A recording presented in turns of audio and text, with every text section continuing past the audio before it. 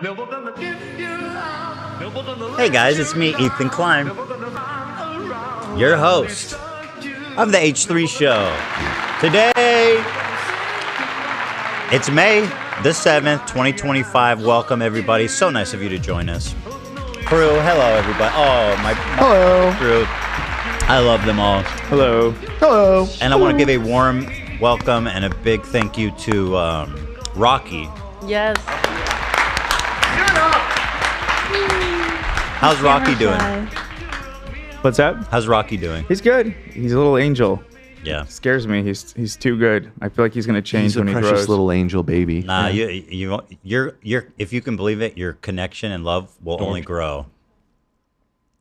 Thank you. That's beautiful. Yeah. Beautiful. Thank you to Gamer Subs and Thank you to him. Well, Teddy Fresh. What? Oh. There's very few hot mom hats left. We're giving away free hot mom hats with your purchase of free of 125 or above. You will get this limited edition, Mom, I'm sorry. not available for purchase, hot mom hat. Well, how about that? That's hot. It is hot. Check it out. We got the new drop. We got the cool Mbop shirt. This cool dress. And I think Hila described this as the cutest skirt ever made. It totally is. I can't wait. You got one? Yes, I did. No, listen, I'm no in position to judge what's the cutest skirt ever, but I take your guys' word for it. No, I totally think that you know your cute skirts. You think you know cute skirts, Olivia? I totally know cute Oh, yeah. skirts. Name 5. The one in my closet to the left, the one in my closet to the right, the one next to it, my other Teddy Okay, Fresh I'm convinced. skirt. Fine. Checkmate. Fine. Thanks. Anyway, check them out. Thank you. We have a... Let's see. Thank you to our members, by the way. I want to say we'll be here for members on Thursday. It is our... and also, we've learned over time that there's certain disclosures I need to be making during the show. For example, I think it's important for the Clippers to know when I'm joking. I think it's important for people to know that when and if I have Tourette's, right? That I'm not on drugs. It's not drugs, it's Tourette's.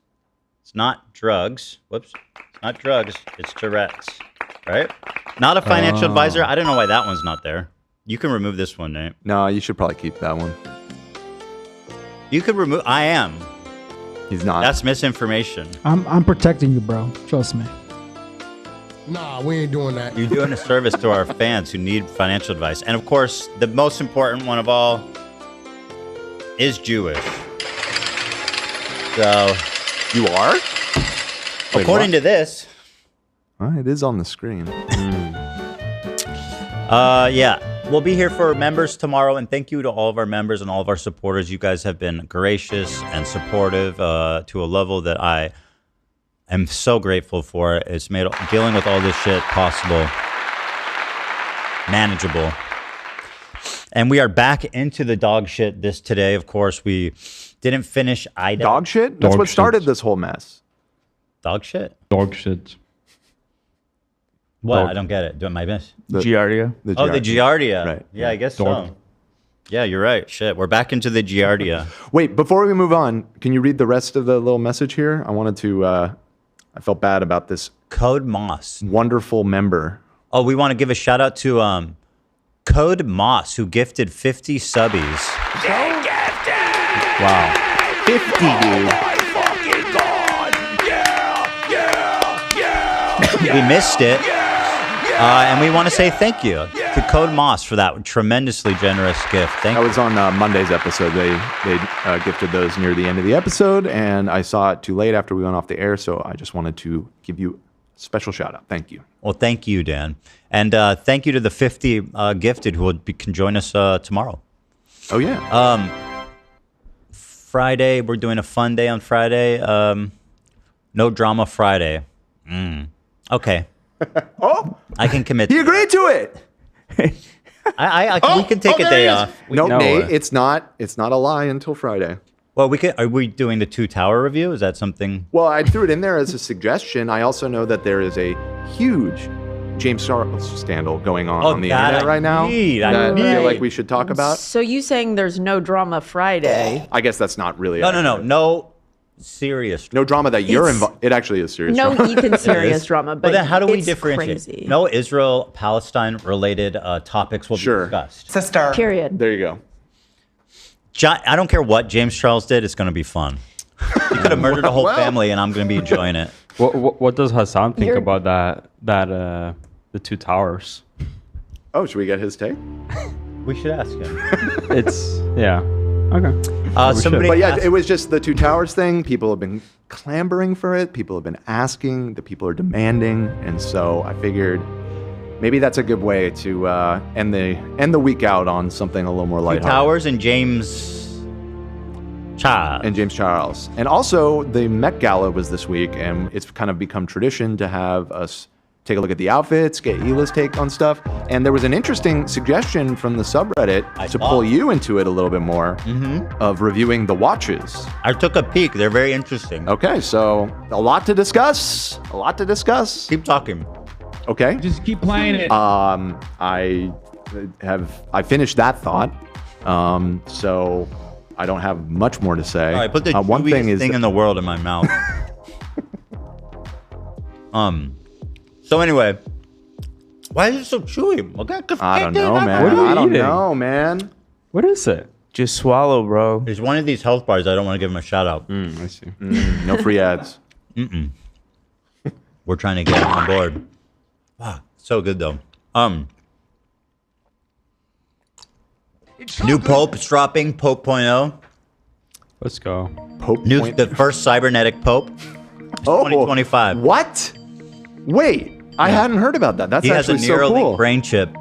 No way. Mm-hmm. How do you know that? Because as we can see on screen right now, we have a little Pope watch cam. We have a live feed of the chimney in Italy.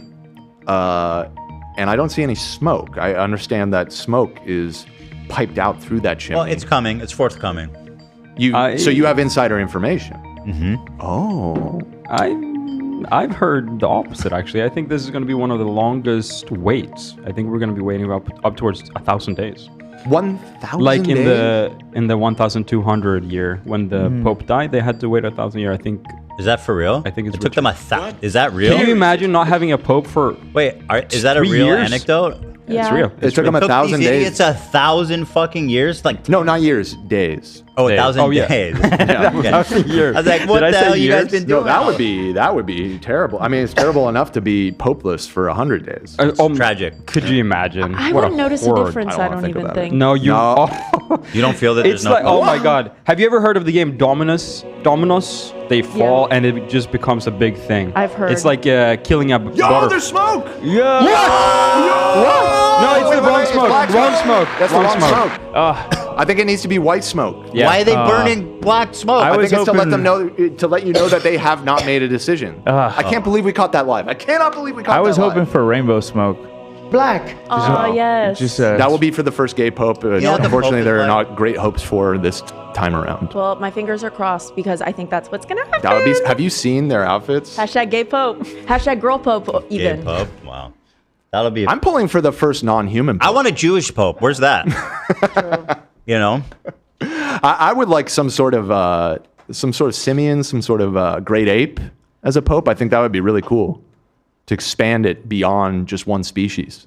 I think that's... Like Caesar yeah, sure, from, like- yeah. Monkey? A monkey like and- Ce- I think a monkey and a Pope hat. A monkey and pope hat would be so cute. You know what the Pope is? If you want to draw it back to Elden Ring, the Pope is like the three fingers. Okay. Yeah. Oh, Yeah. That's true. the fingers of frenzy, or are you talking? No, do you not mean that to talk one. about the two fingers? The two fingers is the finger of frenzy, isn't it? No, you have it backwards, my friend. Or the two fingers is the emissary to the greater To the greater will. the greater will. So the Pope is essentially like He's kind of the two fingers. You're right. If you played Elden Ring, you'll understand more. Real- it makes more sense. Only gamers will get this one. But anyway, we have a whole bunch to get to, as I was saying. Wait, imagine a gamer pope. Bro, why are we doing this? I just said we have so much to get to. What's the traffic like in Vatican City? Yeah. What Look at this. What a mess, bro. It looks ridiculous. Put the dog down, man. Oh my god. This is pathetic. We weren't ready. We weren't ready. You're still not ready. Look at the green screen. What a fucking shit show. I am so sorry. I take full responsibility. What's happening? But I take full responsibility, but like Idubbbz, I do think it's kind of your fault too, Ethan. Okay. Fair enough. Let's take a look in Rome. Ethan Let's was where dumping the as traffic per around the usual. Vatican. Yes. There's a lot of people out there. They're excited. They're waiting. Where the fuck is the Vatican? Is it this? In the middle. There's so many. Dude, this guy doesn't know where the Vatican is. I don't know where the Vatican. Oh, here it is. Vatican City. Here we go. Here we get go. real, bro. Wow. The traffic is really light. Yeah, 'cause That's they don't actually let anyone surprising. in. They don't drive in there. You want to talk about ethno-state? Where are all the people? There's Vatican no pope. City. There's no one to visit. I don't think that's even true. I don't think that works actually at all. I think Yeah. it's not true in any sense. But yeah, if you're trying to get down there, if you're excited to get a peep at yourself, take a look at the chimney, see what kind of smoke is coming out of it, you're pretty much home free. It's really very light traffic in Rome right now. So that's our traffic update for today. Ethan, I'm going to send it right on back to you. Yo, it's producer Dan. You're listening to KETH. Oh, yeah. Oh, Dan, I have to ask, how many of our audience members do you think is currently traveling through Vatican City? We have a small but not insubstantial amount of viewers in the great nation of Italy. So some, Well, Yeah, presumably some. Zero. well, Italy, sure, but what about the Vatican? Do we have any viewers in the Vatican? You know, Hold I on. don't know if YouTube's analytics breaks it down to that degree. So the I'm not Pope sure. is like the king of the Vatican, right? Yeah. Can he In a execute sense. people? He's like the He's like the emperor. king of Can he execute Catholicism. people? Yeah, can he execute people? You know, he probably does have that legal authority, but I don't think that happens too often anymore. Can he Once pike- upon a time, they did Can he happen. pike them like what we want fantasize happening to all Zionists? I in am the not words of, familiar at all with the ins and outs of the legal system of I think Vatican the Pope needs City. to start executing people. You He needs do? to show a true force of power. I don't feel that way. People don't take the Pope seriously anymore. It's time to start let heads roll, literally. No, I think that's a bad idea. Yeah, I don't think he should do that.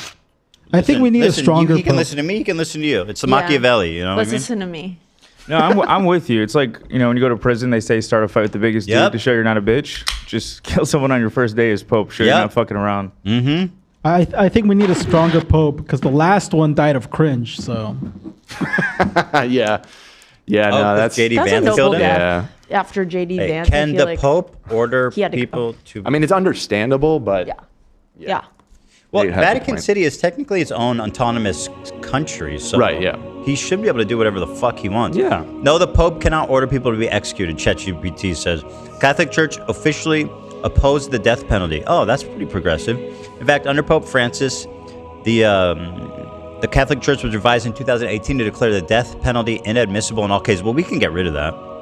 With the right Pope. With the power of God, you don't need to kill them, like by hand, so to say. you can just condemn the Natural soul causes. to an eternity of torment, which in a way is worse. Oh, yes. When was the last time a Pope executed someone? Just curious. ChatGPT is I command you to crunching the numbers. In the name of Jesus. Let's see, the last execution carried out by the Pope was in 1870s. See, that's what I mean. We gotta show the people we need. We mean business. 1870? Yeah, no, it's The only black smoke I a want to minute. see is burned villages. no. The I don't Pope think- needs to I get don't think back on the that's true. warpath. I don't think where that's he true. belongs. Well, there's no villages in the Vatican. It's Per just se. like It's a just couple like- buildings, I don't want him basically. to burn the Vatican. I Well, want that's him the to only burn place the that he Vatican. has No, the you authority. don't. Legally, he can You don't only want do it that. in Should the he, Vatican. they need to do a campaign against Greece. They're weak. Against Greece? How about Italy? Take over, expand. Yeah, Greece is Italy like is a ways away. Italy's already a collaborator. Don't worry about them.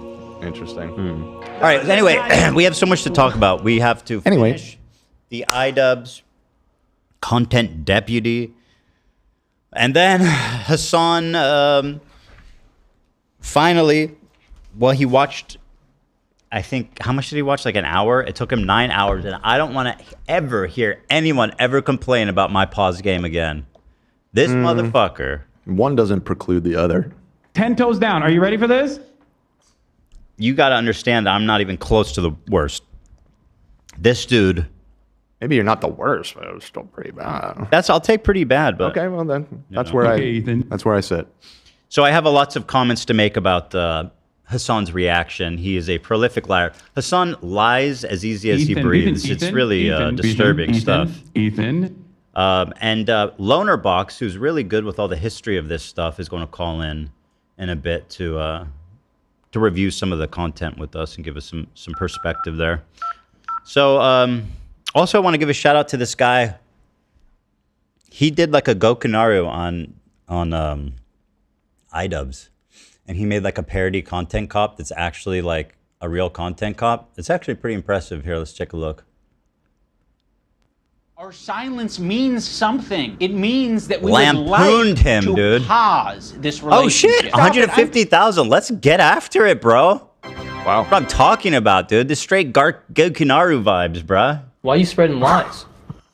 You're getting. Well, is that the best comparison you want to be making? Well, the reason I say Gokunaru is because it's like kind if of you're gonna dish it out.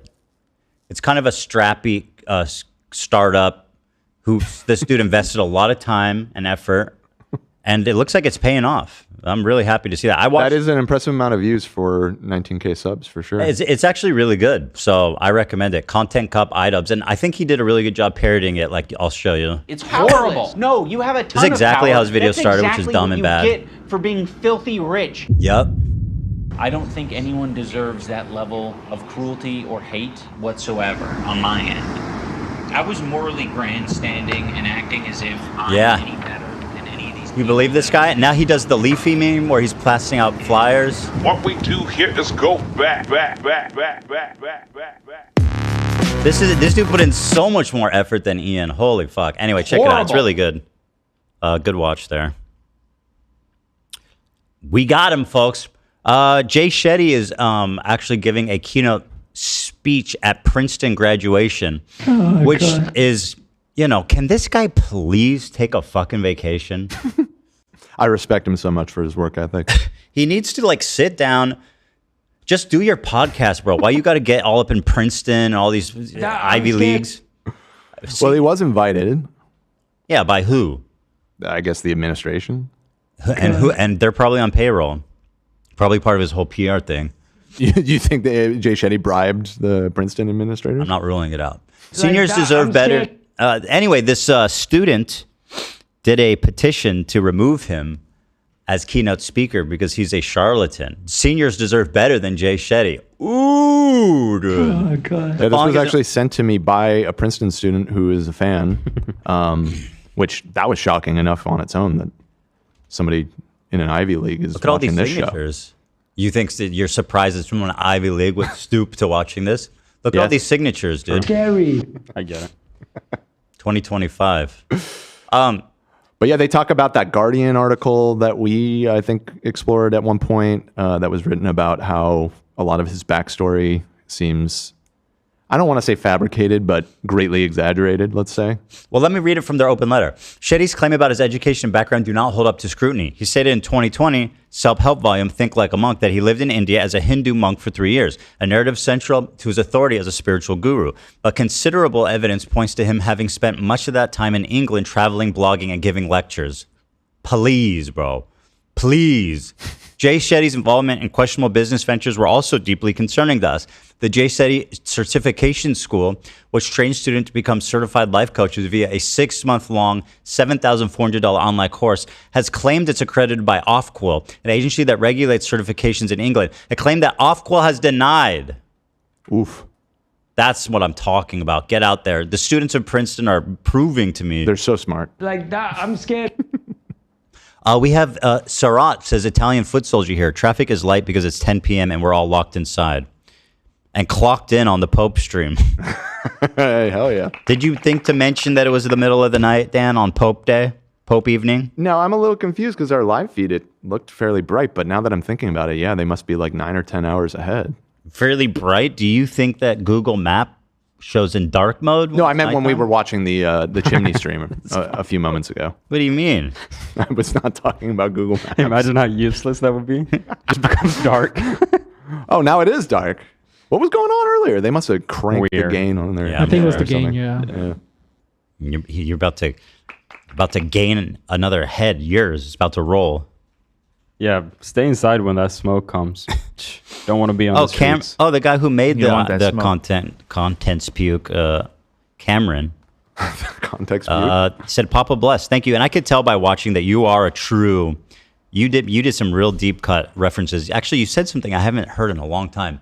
Goofs, gaffs, riots. I don't even remember all the things I used to say. Splaffs, I remember, was one of them. He did. He went down the list, and I was like, wow, I forgot I even used to say that shit. So It's horrible. it's not horrible. Shut up, Ian. It's good. It's horrible. Shut up. Ethan was dumping as per It's usual. goof, gaff, laugh, romp, riot. Also, I want to. Oh, yes, thank you. Wait, there is an announcement. Oh my God, I was right. Finally. I called it. Finally. That's the Planet of the Apes. No, this Yeah, that's is the Caesar, planet. bro. Of the Pope. Well, listen, it's all of our planets. We share Wait, the planet. Yeah, he's a with the famous apes. actor. it was the monkeys became Pope, the gorillas. Content Cop Idubbbz. There's a funny aspect here. I want to give a shout out. He's actually raised a bunch of money for charity. Want to give him a shout out. Silence means something. It He's up means to that- let's see here. How does this work?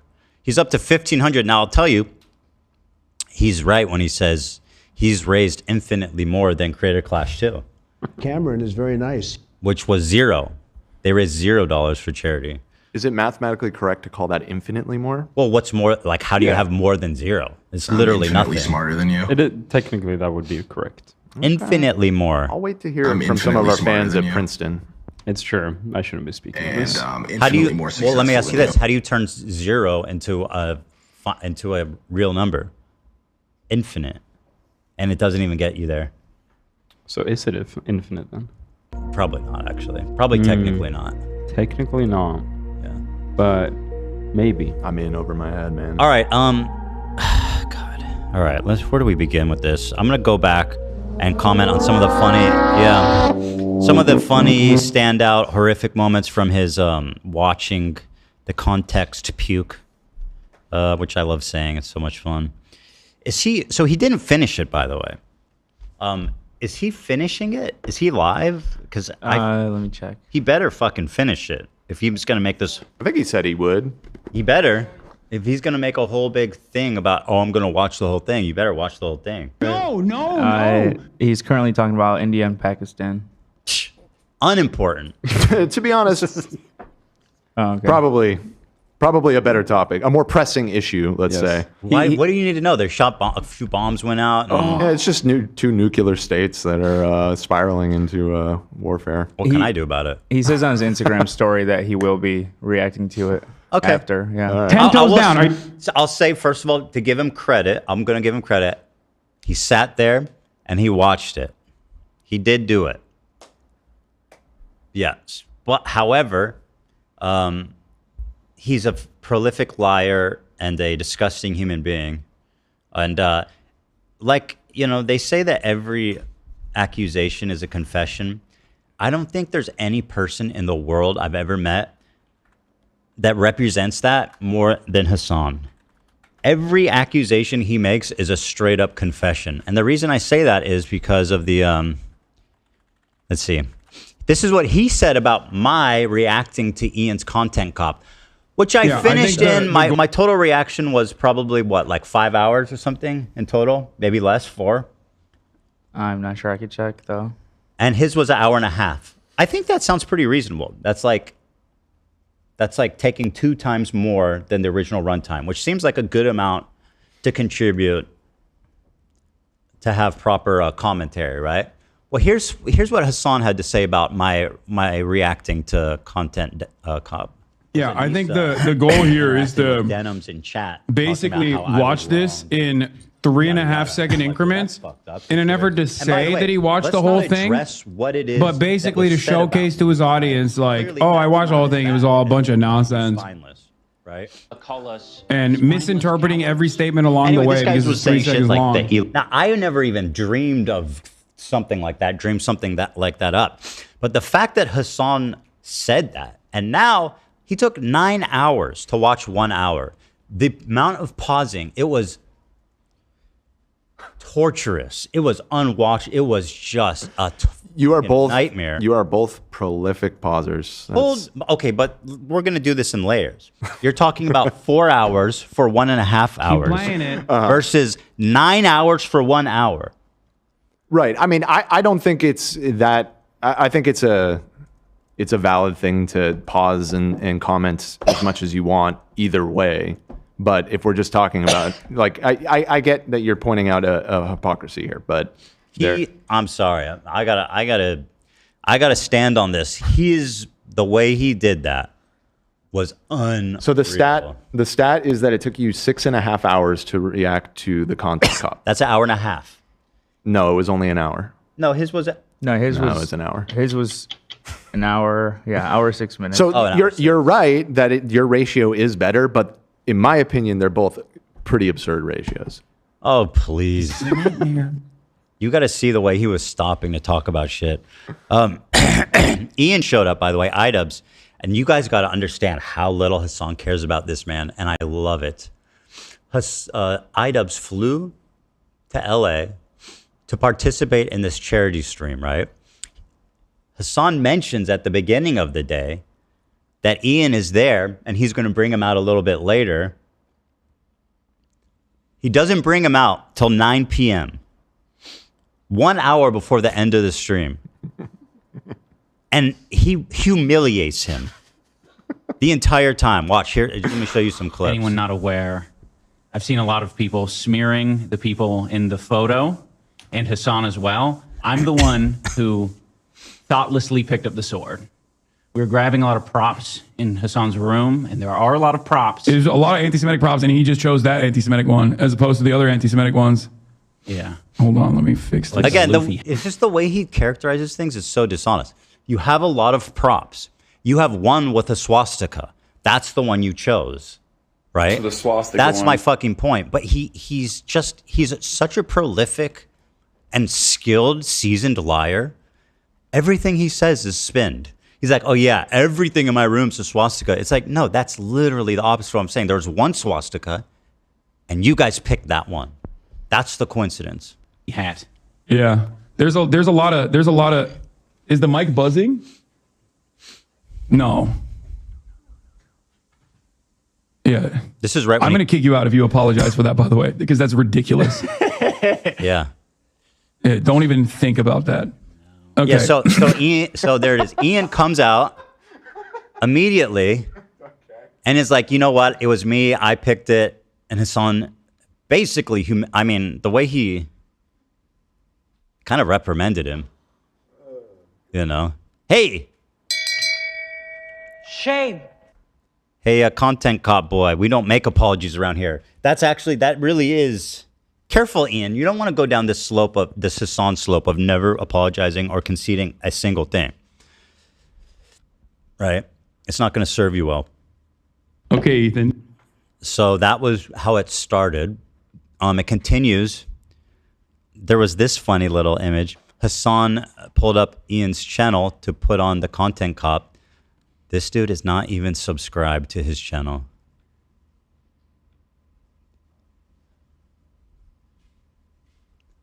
I'm sorry, but that's pretty funny. I mean, we use a like dummy account for our work thing. Like, you don't use your personal YouTube account on your stream, laptop though. right now. But I'm definitely subscribed to Idubbbz, of course, obviously. Fair enough. You want me to check? Sure, actually. Let's check. He has 313 videos. That's Detroit's area code. Oh, my contribution for the day. Oh my God, he's done it again, people. My work here is finished. He made a Detroit reference, and it was a slick one. Oh, I don't believe you. Good job. By the way, when you type Content Cop, this other dude's video comes up first. Iconic. I am subscribed. You are? Yeah. You didn't just hit it just now? This is the podcast chat. You know, I was subscribed. My main one is the H3H Productions one. Which account? You don't have to. No. I was Actually, I'm not logged in. I was being silly. I'm not logged in on my phone. Honestly, dude, I will say Ethan is really funny sometimes. I appreciate that, Frogan. So then there's that slap in the face. At one point, Ian actually laughs at one of the jokes in the video. This is why it's Orient. Which is, you know, I appreciate the honesty and not trying to be like a sour, weird little baby, pretending like it's not funny when it is. I'm sorry. And I mean, Ian's like, oh my God, that's a joke. After the shit he put out. And then Hasan gets mad at him for laughing. This is why it's Orientalist. To literally look at these dudes and go, oh no, they're fucking barbaric baboons. And don't laugh at his fucking stupid ass. No, it's a Seinfeld thing, you know? It's Ty Lopez in the modern era. That's it. I don't even understand half these fucking references. I feel like... What a loser. Yeah, I hit him with that knowledge. And it was perfectly timed, man. That Ty Lopez, and Ian's exactly right. We haven't seen a Ty Lopez hit like that in a decade. Knowledge. This is why it's Orientalist. To literally look at these dudes and go, oh no, they're fucking barbaric baboons. And don't laugh at his fucking stupid ass. No, it's just what a dumb bitch. Come on, dude. Please. Also, I noticed that Hasan showed up in a suit, pathetic, imitating with a bolo tie. And I'm like, bro, please. Nobody suits up like me. Well, okay. I should be wearing a suit today, but we'll get there. Yeah, I mean, you can't. Here you are sitting suitless, criticizing a man's suit. I don't know. Bolo tie? What are we doing here? Is this fucking? What is this? Is a Western film? Why are we wearing bolo ties? Is this Texas? No. Yeah. One other thing is at the end of the hour he sits there in a cuck chair. I don't mean to say that in the sense that, again, I don't think Ian's a cuck. I think Anissa's the cuck. Anyone not aware. But he's sitting back, like way back in the corner, fulfilling his prophecy, his destiny to always be the cuck chair guy. Even though I don't think he's the cuck, it's Anissa. But Hasan, without caring about the man, put his ass in the chair in the corner. Now, what kind of friend is that? What kind of friend is that? You know, I would never put Ian in the cuck chair. Have I? How many times I had Ian on my show? And I sit him down, I treat him like an equal, and I never put his ass in the cuck chair. Bye. Nor do I put Anissa in the cuck chair. And now who's friend? Jewish. Hasan gives Oh, this was when he gets cucked by Hasan. Yeah, he actually did cuck him. He's like, that. I hate that term, by the way. I had never used that. That's what happened in this. People smearing the people in the like the Luffy hat. Yeah, he cucks him. There's a lot of. Is the mic buzzing?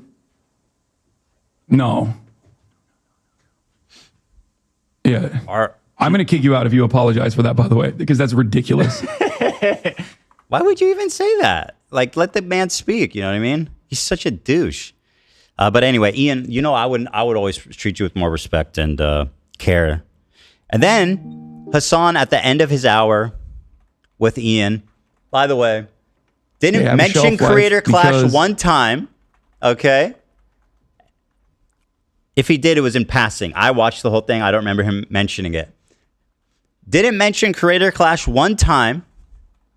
First of all, they did raise a bunch of money for charity, which is great, actually. And it's a really good cause. It's the cancer research or something, which, you know, benefits all of us. What was the final count? Because it seemed like it was substantial. Something around 200, I think. I myself, being the most charitable, the most benevolent, the most yeah, you're Gandhi, Ethan. Magnanimous. You're Gandhi, Ethan. Who was that? I am Gandhi, Ethan. I donated $1,001. Why 1,001? Because I wanted to, you know, be at the top of the scoreboard. So somebody else was at 1,000? Yeah. I see. Amateur play. Rookie move by them. And the classic Price is Right move right there. You know. Yeah. You know. I'm strategizing. And I also left a really great message that he read and got really upset about. Where's that one? 1 second. It was 200K when the stream ended. Which is honestly awesome. And I think it's funny because, so Hasan raised a bunch of money for charity, directly to the charity, which is great because if you give it to Ian, it's never going to make its way there. And Hasan knows that. Now, what happens now is that everyone in Hasan's audience has pretty much been depleted of their charitable budget, right? And now it's time to actually support Creator Clash, and these motherfuckers are penniless. Well, we don't know. You want to know how many seats sold yesterday during the whole stream? Somebody did a count on Ticketmaster. Where's that? I don't know. I don't think we have that link, but the claim was that 6 tickets were sold. 6. This is unverified information. We should disclose. According to a Redditor who did a manual count. Oh wow, thank you, Nate. Oh, I can start taking you seriously now. Actually, looks pretty good. Yeah, I haven't been listening this whole time. Yeah, I've been zoned out. Looking good in that suit. They sold 6 tickets, and again, I'm not surprised because here's the Reddit thread. I mean, their reasoning sounded sound. It's just I personally have not done this research. So. Let's take a look here. What is that smell? It is so aromatic. Is that you? Sorry about that. What are you eating? You don't have to apologize. It's just I messaged Love in the side chat. Yeah. And I asked the same thing because I smelled it yesterday too. I'm just curious because that is the strongest smelling plate I've ever smelled. It? Yeah. It looks so good, bro. Some fucking kebab. Oh, it's kebab? I want to see it. Pull it up. Could you hold it up for the camera? Could you give him a bite? Don't worry. I'm not going to ask for any. Palumpa? Oh, is that? Oh, yeah. It's chicken skewer and meat skewer. Oh, that's not sweet potato? No. Heavens no. Heavens God no, please. It's just right. You could pick so you pick between 3 sides, right? Mm-hmm. I pick all rice. Rice. Yeah, rice. You can pick salad and shit like that. Not for me, please. And then some garlic sauce.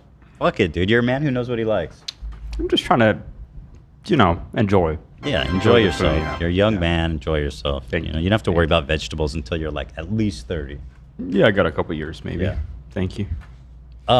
So this person claims Hasan hypes up Creator Clash all day. Actually, and Ian goes on the stream. How much did this help Creator Clash 3? He did not hype it up all day. I didn't hear him mention it one time. Was looking at Ticketmaster events data and thought I'd record before and after Hasan's big stream today. 1 p.m. PST, there was 4,031 seats available. As of 1 a.m. PST, writing this post, I checked again, and the number is 4,025. They disclaimer, theoretically I may have miscounted or maybe extenuating variables I can't verify, like maybe they sold 10, 4 refunded. Yeah, of course, exactly. Let's see what their data looks like. I mean, the data speaks for itself, whatever this is. Yeah, I don't know. But I believe it. Okay. Oh, Rich Lux is here. We love you, Rich. He says, I can't stand Hasan. I can't stand Hasan. Me too, Queen. Fake ass grifter. That's right. Rich, you're the man. Fake snake. That's right. You tell him, Rich. I can't stand Hasan. That's right. I'm just glad the heat's off me.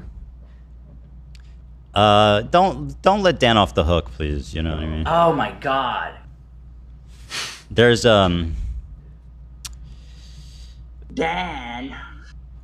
So anyway, here he is delivering his villainous speech at the end, right at the end of his stream, trying to do a cautionary tale to set me straight or something. I don't know, but I think it might hit a little close to home for somebody else, and I'll let you decide who that might be.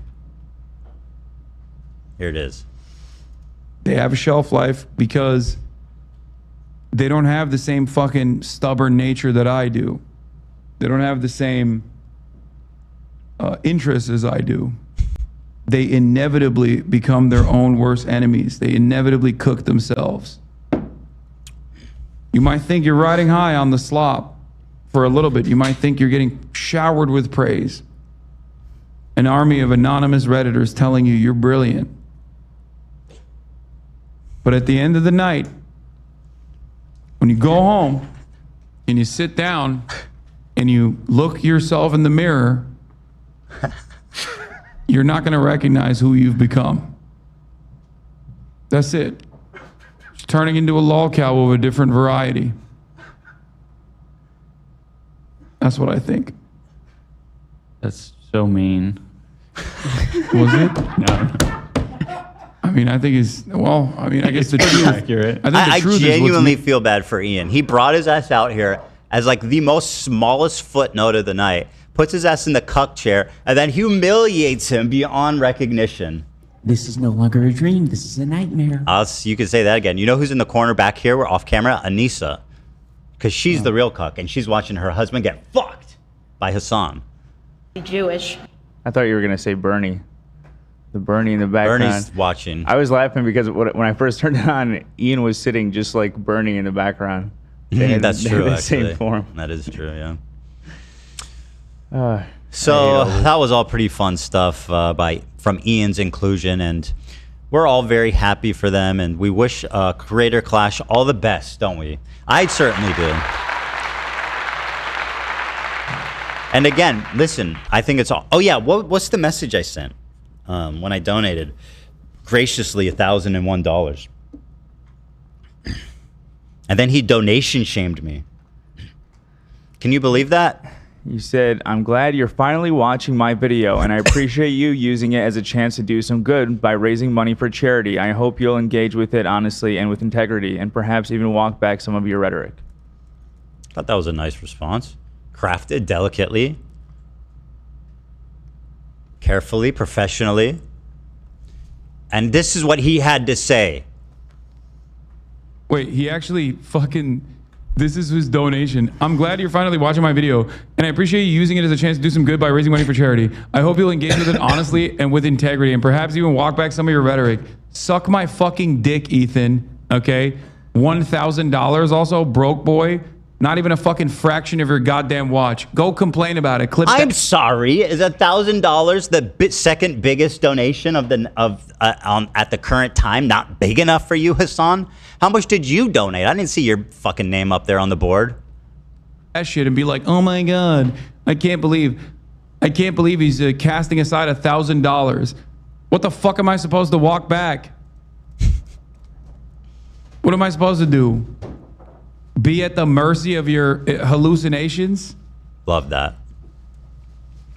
Why did he donate $1,001? Is it because he wanted to like one up someone? Is that what it is? Obviously. And it was at that moment he realized he was in over his head with a strategic mastermind.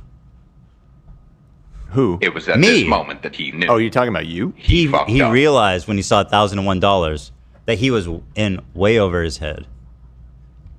You know, the Grand Masters here. By Ethan's logic, he can now go give someone cancer, which I think he gave all of us a little bit of brain cancer today. Yes. But, you know, since he donated $1,001 to cancer research, now... And by the way, this is 47 minutes in, which... Wait, is that true? We waited? No, I think we did it earlier than that. I don't know why he's at this part of the video. Oh, $1,000, shit. Just keep playing and spend the rest of time giving people cancer and then fucking talking about how much of a stalwart defender of cancer research he is. He's going to go and collaborate with the Trump administration to pull NIH funding from cancer research while being like, I'm a stalwart supporter of cancer by his own fucking logic. Since last time he gave me $6,500 for a fundraiser. That wasn't enough either. This is the shit he pulled off.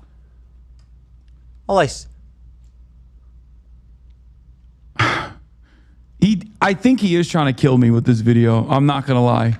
Narrated the position that he is not a Houthi. Trust me, bro, I'm not Houthi. Be for real, you suck. Wait, I want to find the actual I don't think he's no, he's not a Is that it? He said something where anyway. He donation shamed me, guys. Okay? Can you believe that? Someone tell Mudahar. Oh, yeah. That was how that was the beginning of the whole Mudahar. Donation shamed Jeff Bezos. Right. And now, Hasan is doing the same thing. Me being Jeff Bezos, of course. I don't know why everyone thinks I'm so fucking rich. Like, obviously I'm wealthy, right? I don't deny that. He says I'm 100 millionaire.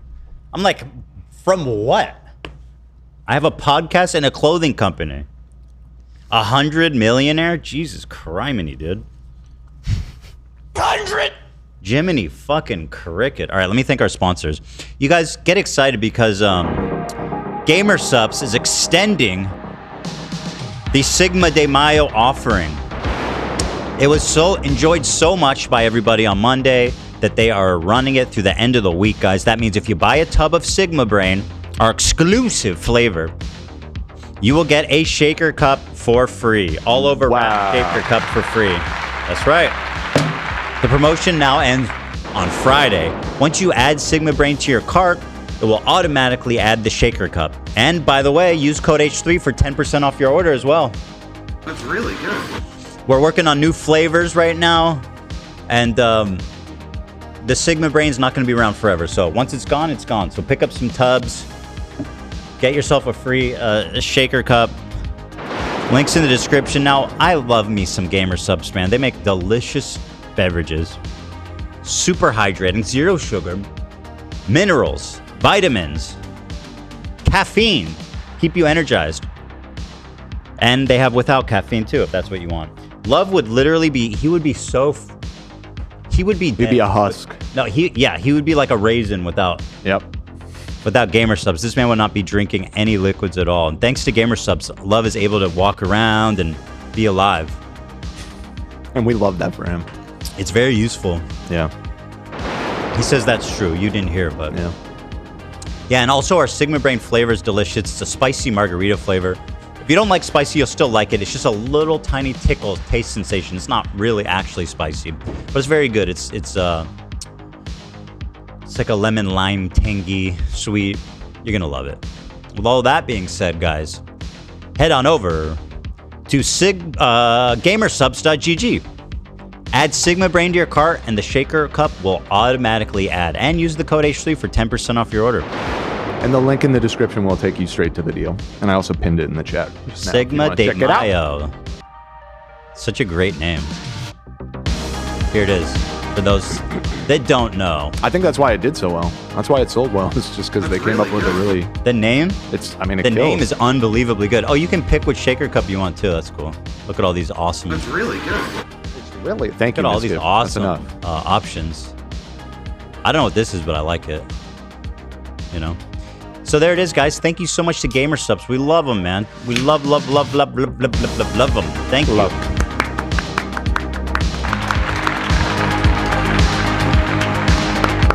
Yeah.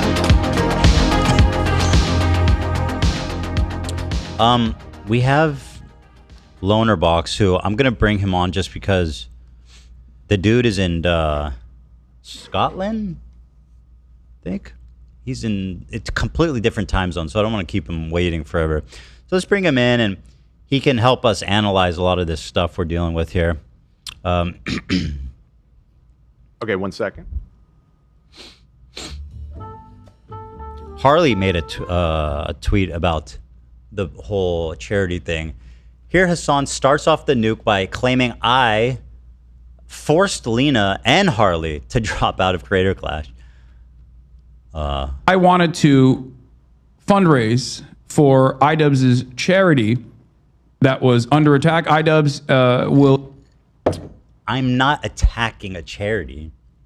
I'm saying they're incompetent... I donated, man. I'm a benefactor, bro. $1,001. I love how he's like, oh, really? Your watches are expensive. I was like, please, bitch, you really want to enter that conversation with me, Mr. Luxury Goods? Will explain his side of things later as well, but him and Anissa basically relinquished control over Creator Clash 3, a boxing charity. Do I hit him with one of these that they had put together a third year? I heard you guys had to relinquish control. Fucking got him, dude. We got him, bro. After Ethan got Lena to drop out. She was supposed to fight. What an insane fucking thing to say with zero evidence. Ian knows that I didn't force Lena to drop out. We've explained what happened in detail, okay? You all fucking forced her to drop out. Give me a break, dude. She would be fighting if you didn't drop that. If you dropped that video after the event, she would be fighting in it. No question about it. No question. And that's kind of your fault, don't you think? Lena is one of the employees at H3H3 Productions. And also another fighter, Harley, also dropped out because he was upset and offended that Ian and Idubbbz had dared to criticize Ethan. So again, what a psychotic loser he is. Harley is Jewish, and he, like me, takes offense to the way that they trivialize anti-Semitism and accuse me of hallucinating. Right? He took cross with that. They were obviously Jewish. That's why he quit. You had another Jewish fighter quit your fight because he didn't trust you guys. He didn't like what you guys were doing. Does that not give you pause? A minority a Jewish person quit. You can let Loner in. I wanted Damn you, Jews. There he is. Hello, Lonerbox. Wake up, Ethan. Hello. Ah! Nice to see you. How are you? I'm very well. How are you? I'm good. What time is it there? You're in Scotland, right? Yeah, it's 9 o'clock here. 9 o'clock. Okay, good. It's not too late. I don't know how much you watched of Hasan's mega reaction. I pulled a few clips and a lot of the historical stuff I'd love to talk to you about as well. What, the 8-hour reaction to 20 minutes of content? Yeah, exactly. No, I did not say that, no. Yeah, I don't blame you. Most people don't have time for that shit. But I'll pull up some of the clips. Actually, this first clip I want to watch is comes from TikTok, a really interesting message from a PhD candidate here. She's on TikTok as Nope Brigade 0.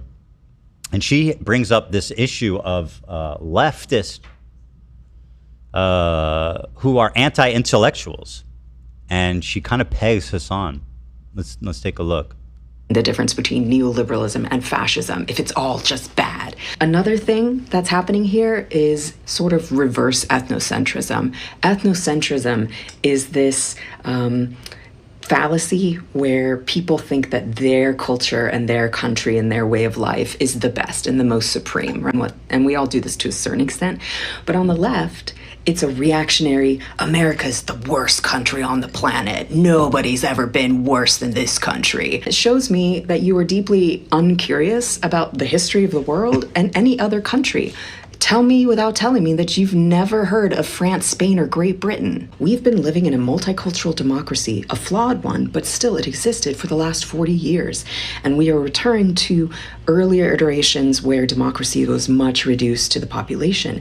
But if you say this is as bad, it's always been this bad, and all these groups have always suffered in the same way, then you don't see the nuances in our history and how things have been better, and they're getting worse now, but it doesn't mean that they can't improve through efforts like a renewed civil rights movement, okay? And that just like allows you to sit back and just be a critic without actually building anything. Right. This masquerades as critique when reality it's just anti-intellectualism. Yes. It's just reactivity. It's just as dogmatic as what's happening on the right. It's fucking dangerous. And if you are serious about wanting things to change, you need to understand them. You cannot fix a problem until you understand the problem. So yes, neoliberalism is not fascism. It is quite bad for a lot of people. And I'm not okay with what Joe Biden did with Palestine either, man. But like, let's get real about solving the problems, okay? And anti-intellectualism is a problem on the left. We do not have time for this anymore. Listen, I thought that was fantastically. This is something you don't hear people saying, and she articulated it really well. When I hear someone like Hasan talk about America, for example, like it's the evilest country that ever existed. It can't be saved. It can't be changed. It needs to be overthrown.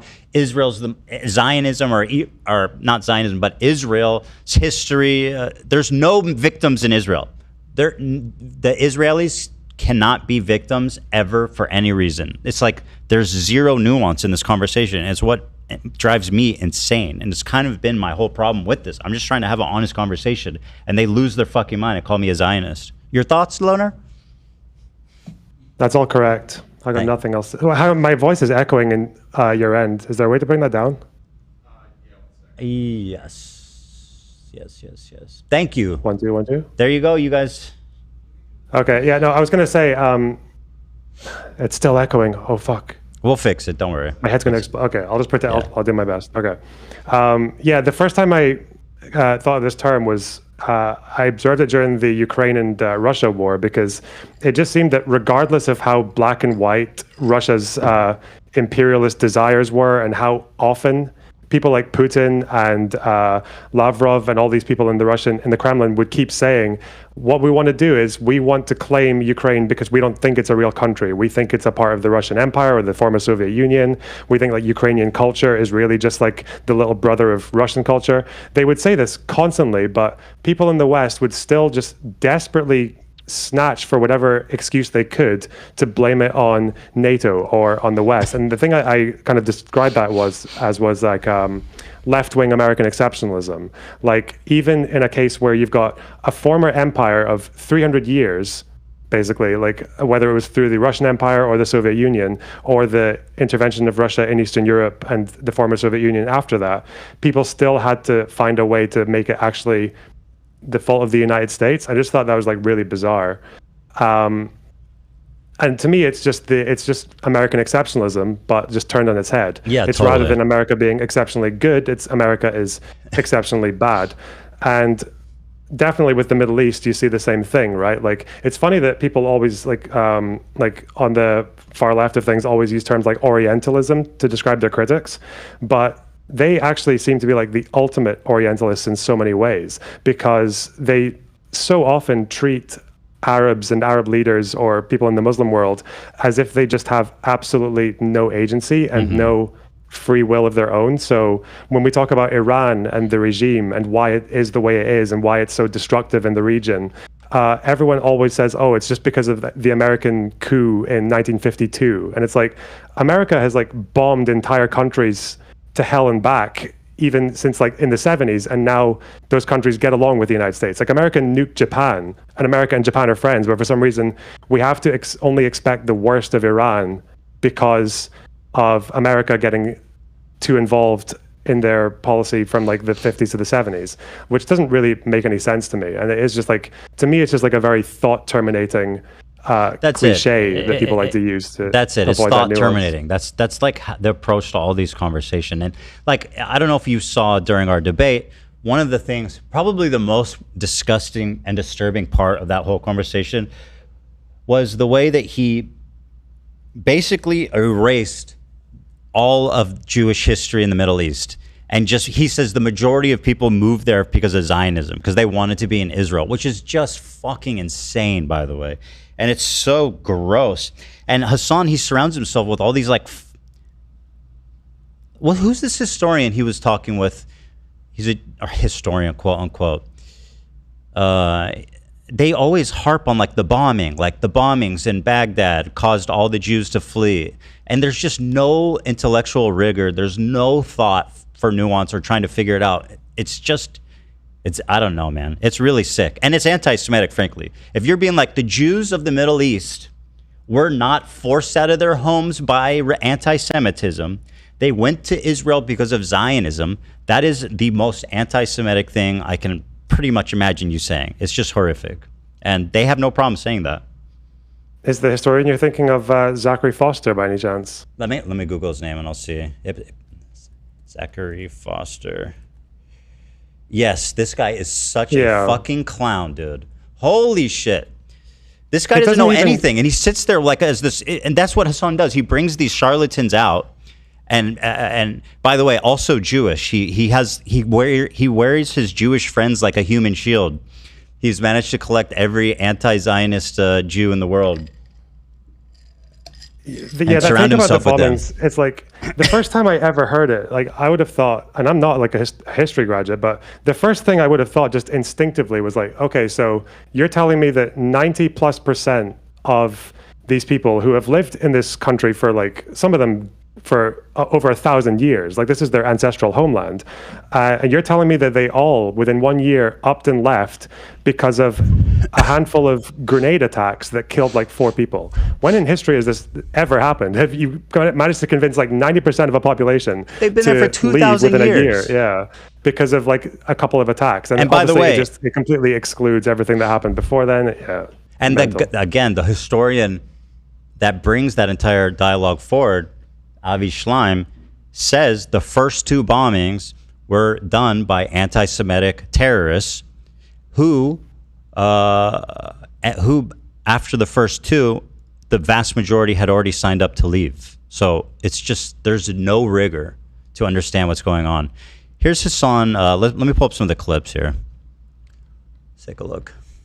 You don't run your own country. Hasan has a denims moment, which runs in the family, I guess. Country named Israel runs your country. Have you ever found? Wow! And then he puts this clip in here where he comes up to me to try to take a photo with me. Wow! Wow! Remember when he fucking had to admit that this person, I didn't know who the fuck he was, and then he was some dumbass clout chaser? Is there actually a video of me saying that Israel or Jews run America? Is there actually a video of me saying that? No, there isn't. He's saying that like Arabs that wanted to collaborate with America basically said, no, you don't understand. It's actually the Israeli lobby that dominates. It's actually the Jews that dominate America. I mean, I also don't disagree with what he's saying. I often will talk about obviously AIPAC and the Zionist lobby. Now, if you don't know the context, he's defending Hasan Nasrallah. He's like, actually, Hasan Nasrallah, do we have that where he says I'm more anti-Semitic than Hasan Nasrallah? And so he's defending him. And he's actually being like, he's not anti-Semitic at all. It's the Jews that run America. So. What, the Nasrallah quote when he's saying that it's not Israel that controls America, it's America that controls Israel? Yeah, that one. Yeah, I think so. Yeah, because people like Hasan would say that that's an example of Nasrallah fighting anti-Semitism, because you would normally expect people to say it's the other way around, like it's the Zionist-occupied government, but Nasrallah would say, no, it's the other way around. It's that Israel is basically like America's little helper. But I think people don't understand why Nasrallah says that. With Nasrallah and the Axis of Resistance, they have this term where they describe America as the great Satan and Israel as the little Satan. The reason that, and they'll tell you this as well, the reason that they say that America is the one that calls the shots and Israel is just like a kind of like a little henchman is, it's not because they're fighting anti-Semitism, it's because the ultimate worst thing ever for these movements is to get defeated by the Jews without any excuse.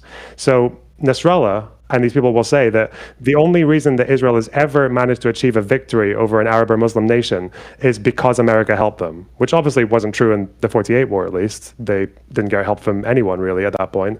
But then that's what they'll say. America is the excuse. Yeah. Here, to be specific, this is one of the most insane things in the video. And like, how do you even say this with a fucking straight face? It's putrid.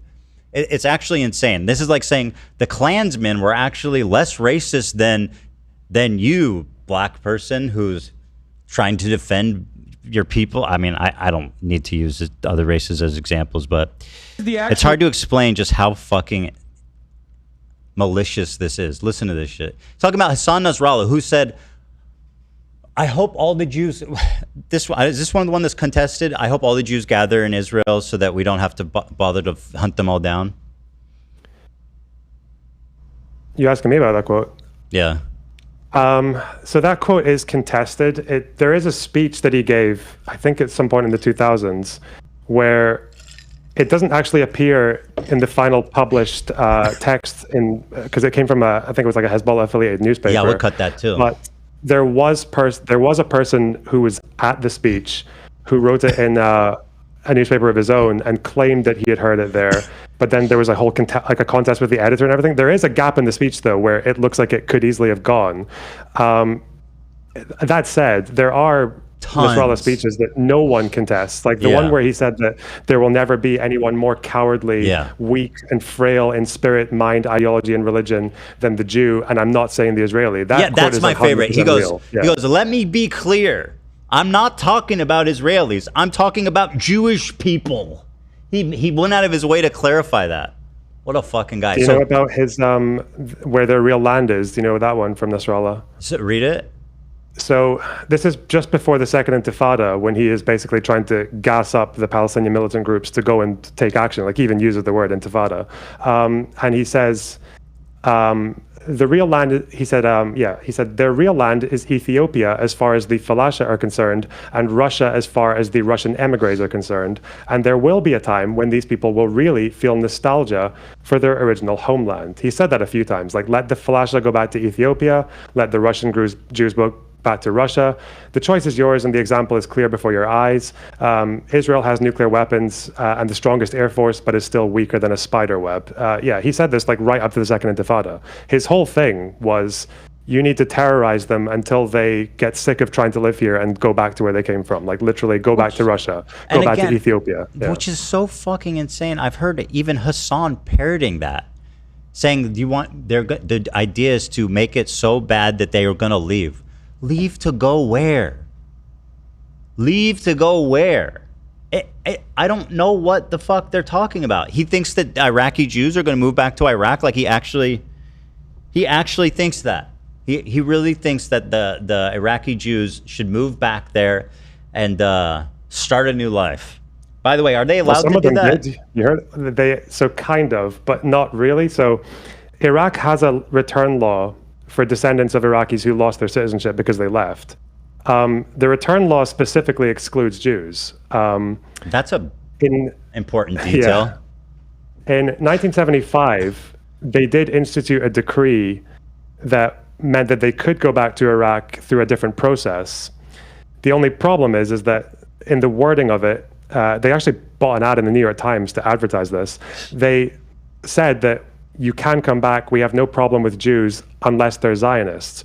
And there's a reason that there's a reason that a lot of Jews were not very convinced by this, because this was about 6 years after the same party, the Ba'ath Party, executed a dozen or so Iraqi Jews by accusing them of being Zionist spies under a political party kangaroo court. They tried them for 3 days and then hanged them.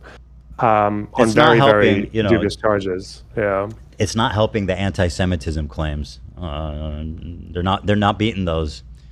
Not at all. A few Jews did go back, though. A very small handful. I think in the late 70s there were about 500 Jews living in Iraq, and by the late 90s that number had gone down to about 30. So. It didn't work out for half of them almost. Here's direct quotes from Nasrallah before I play this clip for you and show you what a disgusting monster, racist, Jew-hating monster Hasan is. The 50th, what is that? 50th anniversary? 50th? 50th? Is that how it's spelled? Am I having a brain aneurysm? Yeah. 50th? 50, okay. I'm not moving on, Dan. I need to understand what's happening. 50th anniversary of the historic catastrophe and tragic event, namely the establishment of the state of the Zionist Jew, the descendant of apes and pigs, on the land of Palestine and the holiest of our places. These are uncontested. This is in the book of quotes that this guy from Kneecap was reading, that Hasan quote tweeted about how cool these guys are.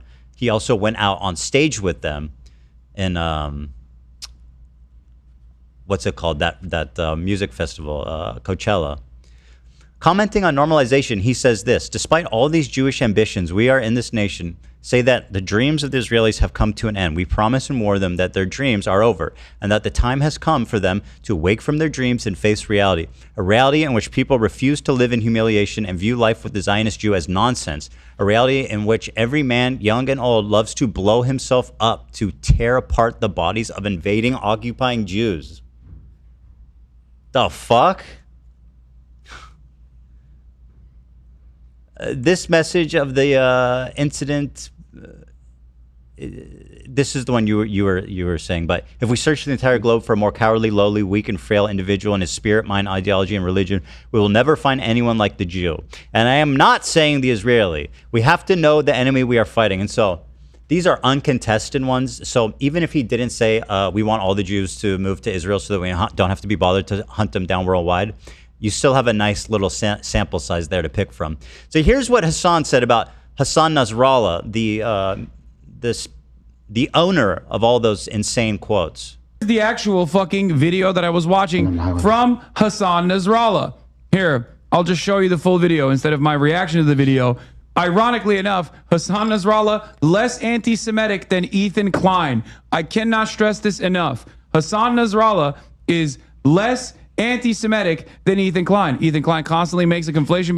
The fact that you can even go out and say something like that without any pushback, any problem, it's just open and out anti-Semitism. It's disgusting. I mean, this man is a fucking bad person. He's just a bad person. He's dishonest. He's not even curious to find out what actually happened. He just, I didn't know about his dad was the founder of some like conservative party that was like friends with Hamas. They like negotiated Sinwar's release. I've heard about that. I haven't looked into it. Yeah, I have looked into it. That is true. His dad founded the party that helped negotiate the release of Sinwar. So maybe his perspective on Jewish, I would say, isn't exactly unbiased, or on Israel is unbiased. Between Zionism and Judaism. Hasan Nasrallah, on the other hand, does not. The clip that I was watching about Hasan Nasrallah, who is homophobic and definitely has some questionable perspectives, okay? Here he is talking about, he's dead now. But let's hear what the General Secretary of Hezbollah had to say. Anyway, he's doing a quote, but his claim is that Hasan Nasrallah is not anti-Semitic. In fact, he's less anti-Semitic than I am. And of course, Hasan is the person to determine who is and isn't, and what is and isn't anti-Semitic. I find it really funny. Throughout the whole thing, he keeps going, anti-Semitism is on the rise, guys. It's on the rise. It's up like 60%, and it's a huge problem. Not me, though. I have nothing to do with that. Okay. I don't know. I feel like after watching that, especially after watching the debate, because I did watch all of that, took like 10 hours, but sorry about that. I think after watching that, I kind of just reached what you might call like peak Hasan, because every now and then with Trump, this used to happen where Trump would get caught saying or doing something mental, usually in like 2015, 16, and the Democrats always did this like, yes, we got him, that's it, he's done, he's never coming back from this pickle, and then he comes back from it and he's totally fine. I feel like that generally happens with Hasan as well, and honestly, like, given that as a seasoned political veteran, going in one debate and he ends up coming out with like those absurd takes, like standards for how we need to determine sexual violence on October 7th, or the constant equivalence of the Warsaw Ghetto and the with the Houthis, or go back to Iraq. Everyone knows that like go back to Poland, for example, is a trope. That's what I said, and he goes, how's really? Go back to Iraq now? Yeah, I'm just like, I think once you reach that point, it's just like, yeah, you've kind of got everything you need in terms of like making the point hammer home. And if that doesn't work on people, then nothing will, It just, it's very sad to me that Hasan is paraded around Twitch homepage and interviewed by the New York Times, and he's like, no, I'm racist. I hate Jewish people for sure. And he's not treated like Nick Fuentes, who's on Kick. He's not treated like, any number of disgusting anti-Semitic fucking weirdos, which he is. He's one of them. Here is, let's see. This is not very historical, but I just like to show this because Hasan says his community has nothing to do with harassing us. CPS a lot of the people were making CPS jokes who were donating. CPS Officer Miller, Ela Klein's a terrorist, Shredder's Cheddar Fund, Klein Family Giardia, Hitler Klein, Content Protective Services, H3 Snark, Ethan sexually harassed C-Man. That's a deep cut. Then also, on top of all this, was great, he got passed an article. One of his helpers was named CPS Chris. That's one of his inside people who was putting documents together. And they passed him a link. It's on, I have a picture of it. And he's working with somebody named CPS Chris, which, again, pretty disgusting, pretty heinous. And for him to even say my community has nothing to do with that, he knows that. He's working with CPS Chris. So shout out CPS Chris. We see you. We hear you. And we love you for that, don't we, folks? Could have been done in good faith jest, you know? Yeah, it could have been. The raider of Ramallah, which is what they call Elah now. And yeah, lots of fun stuff there. And this was like only 30 minutes into the to this stream.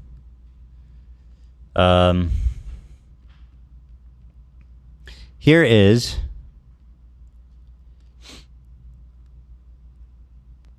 here's what he had to say. I don't know why they keep doing this. It's so insane. Everybody's trying to relitigate. First of all, he's quoting this Z Squirrel person who is. What kind of credibility we have here with Z Squirrel, do you think? Have you not seen Z Squirrel's tweet with the where she literally cropped out a piece of a UN report to make it look like there was no sexual violence on October 7th? I don't recall. I know she's insane. Like just a straight okay, up. I'm gonna.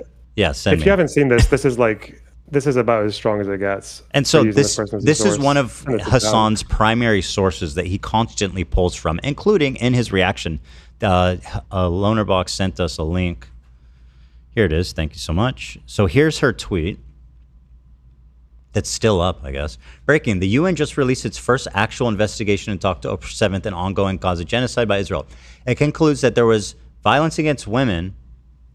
It concludes that though there was violence against women, there was no proof of any rape, let alone mass rapes, or that it was ordered by Hamas. It's over, they said. And so what are we missing here? Was there actually something that she removed here? Yep, I'll send you a screenshot of that 95. You can obviously, you see it looks like it's cropped, right? Like you can see that little artifact on the bottom left in the space. So there's the screenshot of the whole paragraph. So let's see the part that she cut out. Let's see. Dan will send that. And just remember, this is Hasan's primary source for what happened on October 7th. Here's what so let's see here, just for comparison. Okay. So 95. The commission identified patterns indicative of sexual violence in several locations and concludes that Israeli women were disproportionately subjected to these crimes. The attacks on the 7th of October enabled perpetrators to commit SGBV. I don't know what that is. I think it's like sexual and gender-based violence. Okay. And this violence was not isolated, but perpetrated in similar ways in several locations by many Palestinian perpetrators. The commission did not find credible evidence, however, that the militants received orders to commit sexual violence, and so it was unable to make a conclusion on this issue. However, inflammatory language and disbelief around sexual violence observed with both parties risks silencing and discrediting survivors, further exacerbates trauma and stigmatization. That's very interesting. So for whatever reason, she didn't want people to see that there was a pattern of sexual violence across multiple locations by multiple perpetrators. For some reason, that part's not interesting to the claim. She cut that entire paragraph down to, the commission did not find credible evidence, however, that militants received orders to commit sexual violence and so was unable to make a conclusion on this issue. Which, by the way, how are you going to... It's not exactly easy to find evidence for that. But regardless, even in the part that she erased, it says, "We don't question the victims because it just makes things worse." She cut that part out too, while calling them all liars. It's unreal, man. It's heinous. So like if you were a journalist for doing like that kind of obvious level of cropping to put it in a screenshot, like you'd just be fired. It's like it's just open and shut. No, people but she's lauded. And because of people like Hasan, they still raised this person up as being some kind of credible reporter. And there's this whole fucking cloak of There's a whole like network of these people that lift each other up, that cite each other, and they're all in on this insane cover-up, in my opinion, of any type of Israeli victimhood, to make it seem like there's never been a time in history where the Israelis have been victims. They've only ever been perpetrators. They're perfect evil. You know what I mean? So anyway, here's this. Here's him talking about, yeah. Here. Also, the person that conducted the fucking UN report admitted that it was a mischaracterization that genital mutilation took place. Fuck. The reason why this is important, by the way, stop debating rape and focus on the genocide, good Lord. No, shut the fuck up. You want to know why this is important? I love that. No, I will continue to debate rape. I don't deny rapes, by the way. I just question if they happened. So he says, thanks to D Squirrel, his reputable source there, that the UN report, it's so crazy how they keep pointing to this, and it just completely contradicts everything they say. But they're so persuasive, so insistent. I mean, it really... What was it Goebbels said about the lies? I don't know. Tell them lots. The more that you say it, let's see. He had something, I don't remember who he was. I don't remember what he did exactly, but Goebbels quote about lies. I just remember his name. If you tell a lie big enough and keep repeating it, people will eventually come to believe it. I wonder if they read that. Yeah, I did have a comment on that with the debate as well, because I feel like there was kind of like a misunderstanding of what circumstantial evidence versus direct evidence actually means. So the problem is that circumstantial evidence is sometimes better than what people call like direct evidence. So for example, direct evidence is like a witness statement. If a witness says that they saw something firsthand and describes it, that's what you call direct evidence. And the problem there is that witness statements can sometimes be wrong. Circumstantial evidence, it's interesting that Hasan was really obsessed with like forensics and that idea, to the point of saying like, suggesting that there needs to be a third party after the bodies have been buried to come in and do forensics, which is like, well, you're going to dig them out and let a third never a country bar come enough in to and have clear. a poke around. Yeah, If very the bizarre. Israelis did the forensic, we don't trust them because Israelis are liars. Yeah, and they've done that. Yeah, they've said that in the past. Yeah, but the thing with forensics is forensics in sexual violence is still circumstantial evidence. A rape kit is circumstantial. A rape kit will tell you that there is sexual contact and might give you DNA, although that's less likely. But in both cases, especially with the first one, that's still circumstantial, because if they find only that there was sexual contact, well, why doesn't someone just say, well, that might have just been with her and her partner beforehand, right? Or with the kind of stuff that people say, even if it was like if they found the DNA of a Hamas guy, like given what happens online, people might try to infer that people have already invented like romances between Hamas fighters and Israeli captives, so they might even just say it was consensual. Hasan's one of them, frankly. Yeah, like, but the problem is like the thing that's going on there, the technique that's going on there, is a double standard of evidence. So Hasan, and I've seen him do this a million times, will talk about the Deir Yassin massacre, like horrible crime by the Israelis, and actually approved by the main army as well. But he'll constantly talk about this incident where a boy was forcibly thrown into an oven by his dad at gunpoint by the Israeli militants. But that story is based on a witness statement, one single witness statement from like 50 years after the fact. Like there's a reason most historians don't put it in their books. It's because generally like witness statements that appear 5 decades later, like they might be true, but also they're generally seen as less reliable, because after 50 years, people can invent memories, or memories are very unreliable, especially in war. So, but he'll accept that like wholeheartedly, like it just happened, no question, even though most historians don't put it in their work on that massacre, because again, like that's a really sensational story, right? Like imagine like militants forcing I've heard that someone story. to throw their kid into an oven, right? It's one of the most disturbing things I've ever heard. I've seen the guy telling that story in a documentary.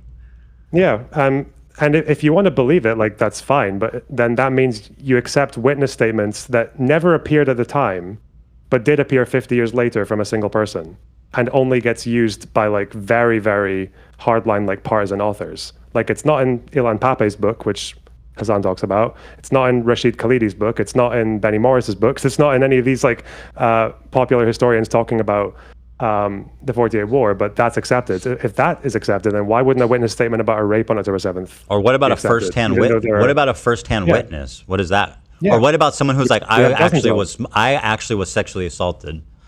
That's not good enough either, apparently. Yeah, which we have dozens of for October 7th. Like witness and generally for sexual violence in conflict, witness statements are all you're ever going to get. That's the same with Sabra Shatila, the massacre that was committed by Lebanese Christians in Beirut with the IDF overseeing it. That was the evidence for pretty much all the sexual violence that took place there was the same thing. It was witnesses and mostly just how the bodies were found afterwards. It's not like there was a forensics team dispatched to swab all the women and everything. That didn't happen, right? The medical teams went there to identify the dead, and still we accept that. Don't you guys see how fucking insanely hateful what he's doing is? When it comes to Israelis, we need forensic evidence, which apparently, I don't even know what that means, because rape kits aren't apparently forensic evidence. I really don't know where... what does he want? Like a fucking video of it happening? Is that the only way he'll be convinced? But when it comes to Israeli victims, the bar is, it's the highest bar to cover. But when it's anyone else, then we don't hold them to that insanely, that disgusting standard that nobody should be held to. You know, it's just it's so repulsive and it's so out in the open. Here it is. So here's what he said once again about this, and I'll read you an excerpt from this report, and they just continually lie about what's in this report. Stop debating rape and focus on the admitted that it was a mischaracterization that genital mutilation took place. Okay. Here's the findings that they did on, this is the direct findings that they found on October 7th. Nova Music Festival, an outdoor event, an open field 5 kilometers from Gaza, perimeter fence, attracted around 3,500 attendees. Mainly young individuals. Information reviewed by the mission team indicates that the festival was a site of grave violations, including brutal mass murder, several hundreds of bodies recovered from the site, in addition to many abductions. Bodies were also found with extensive burn damage. Based on the examination of available information, including credible statements by eyewitnesses, there are reasonable grounds to believe that multiple incidents of rape, including gang rape, occurred in and around the Nova Festival site during the October 7th attack. Credible information was obtained regarding multiple incidents whereby victims were subjected to rape and then killed. There are further accounts of individuals who witnessed at least 2 incidents of rape of corpses of women. Other credible sources at the Nova Music Festival site describe seeing multiple murdered individuals, mostly women, whose bodies were found naked from the waist down, some totally naked, with gunshots in the head and or tied, including their hands bound behind their back and tied to structures such as trees or poles. Now, listen, it goes on, and it's all equally horrific, right? But imagine reading this and then going to the conclusion, or whatever it was she showed, editing it out to make it, to misrepresent their conclusion and make it seem like they're saying that the Israelis are lying. I mean, how fucking sick do you need to be? How absolutely disturbed do you need to be? And this is something Hasan has done continually since October 7th. He continually brings up this exact report to say, they lied. This is the proof that they lied. And if you read it, just read the fucking report, you will see what a disgusting, hateful liar he is. What a horrific lie to tell. And for what purpose? It's so gross. There is also something people like to do with that particular report, because they'll say that, like, people will suggest that we shouldn't really take much from this one because it's just like a 2-week fact-finding mission. The only problem is that when they say they need a full investigation, I think it's worth asking what a full investigation really means, because even if you look in that report, the thing that they expect from a full investigation is like there are a couple of locations where they didn't get to interview witnesses, and they think maybe if they hang around for longer, they can build connections with some of the potential survivors until they're willing to talk. And a full investigation wouldn't provide you any more. They're not going to dig the bodies out of the ground and start swabbing them, right? They're not going to get access to like loads more videos or pictures that are just hidden for some reason. The only thing an additional investigation would do, and it says so in that report, is that they would maybe get more time to get survivor statements, and also they'd get to review a few more locations. It doesn't, the fact that it's not a full investigation doesn't discount anything that was said there. Like what they found there was about as much as you'll find for sexual violence in just about any conflict. Yeah, I mean, yes, exactly. The thing that Hasan says, the talking point on it is like, oh, they used the fact that there was supposed rapes to justify doing a genocide. And as far as I'm concerned, the way that I see it, I don't really see it that way personally. I don't think they need an excuse to do what they're doing. They're already doing. Like October 7th was already bad enough for them to justify it to themselves, right? They don't need. Well, like the manufacturing consent argument. Yeah. I mean, if you. But the way that I see this. Go ahead. I was just going to say, like, the people who manufactured more consent for like an Israeli operation in Gaza, the way it is like the people who manufactured the most consent was Hamas. They filmed most of their crimes. Like they filmed themselves dragging bodies mangled through the city, and why would they record it? They filmed themselves shooting civilians, yeah. And then they send spokesmen to talk to the media to say that they wanted to do it again, and they've held to that. They've never walked back on that aspiration. So it's like. You don't need like an extra level of brutality to justify to get your cause for war, right? Like that's already there. Right. So when I hear someone doing that, all I hear is somebody for no fucking reason calling these victims of horrific crimes liars for no reason other than the fact that they're Jewish or Israeli. And this, I mean, both, right? It's disgusting, and I mean. It's just a shame. It really is. He also said, let's see here. He accused Hila of lying about religious Jewish customs to bury bodies quickly. He calls the Jewish custom of trying to bury the bodies quickly as desecrating bodies. No. Hasan, please respond to it. It's very important. They're going to use it against you. What do you have to say to Hila's reasoning for Israel not letting forensic investigations that due to religious regions they bury the body ASAP? That's a fucking lie, and she's wrong. What a horrific, vile human being. He's lying about something so fucked, and it gets even worse. They did actually conduct forensic examination on many of the bodies. They didn't immediately bury them. She's literally wrong. They took the bodies to the Shura base, and they actually did look at the bodies. The issue, however, was that the initial forensic examination was not conducted by real specialists. By the way, all of this to deny rapes happened. Once again, if you're even wondering why we're going down this road, that's why. There's a big time frame issue there as well, because especially for rape kits, I'm pretty sure you've got like 72 hours before those things become like very, very unreliable.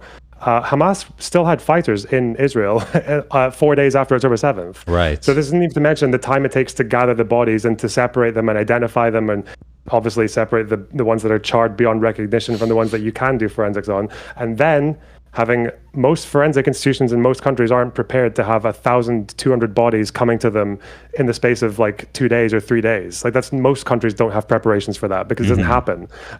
So there's so many logistical issues there.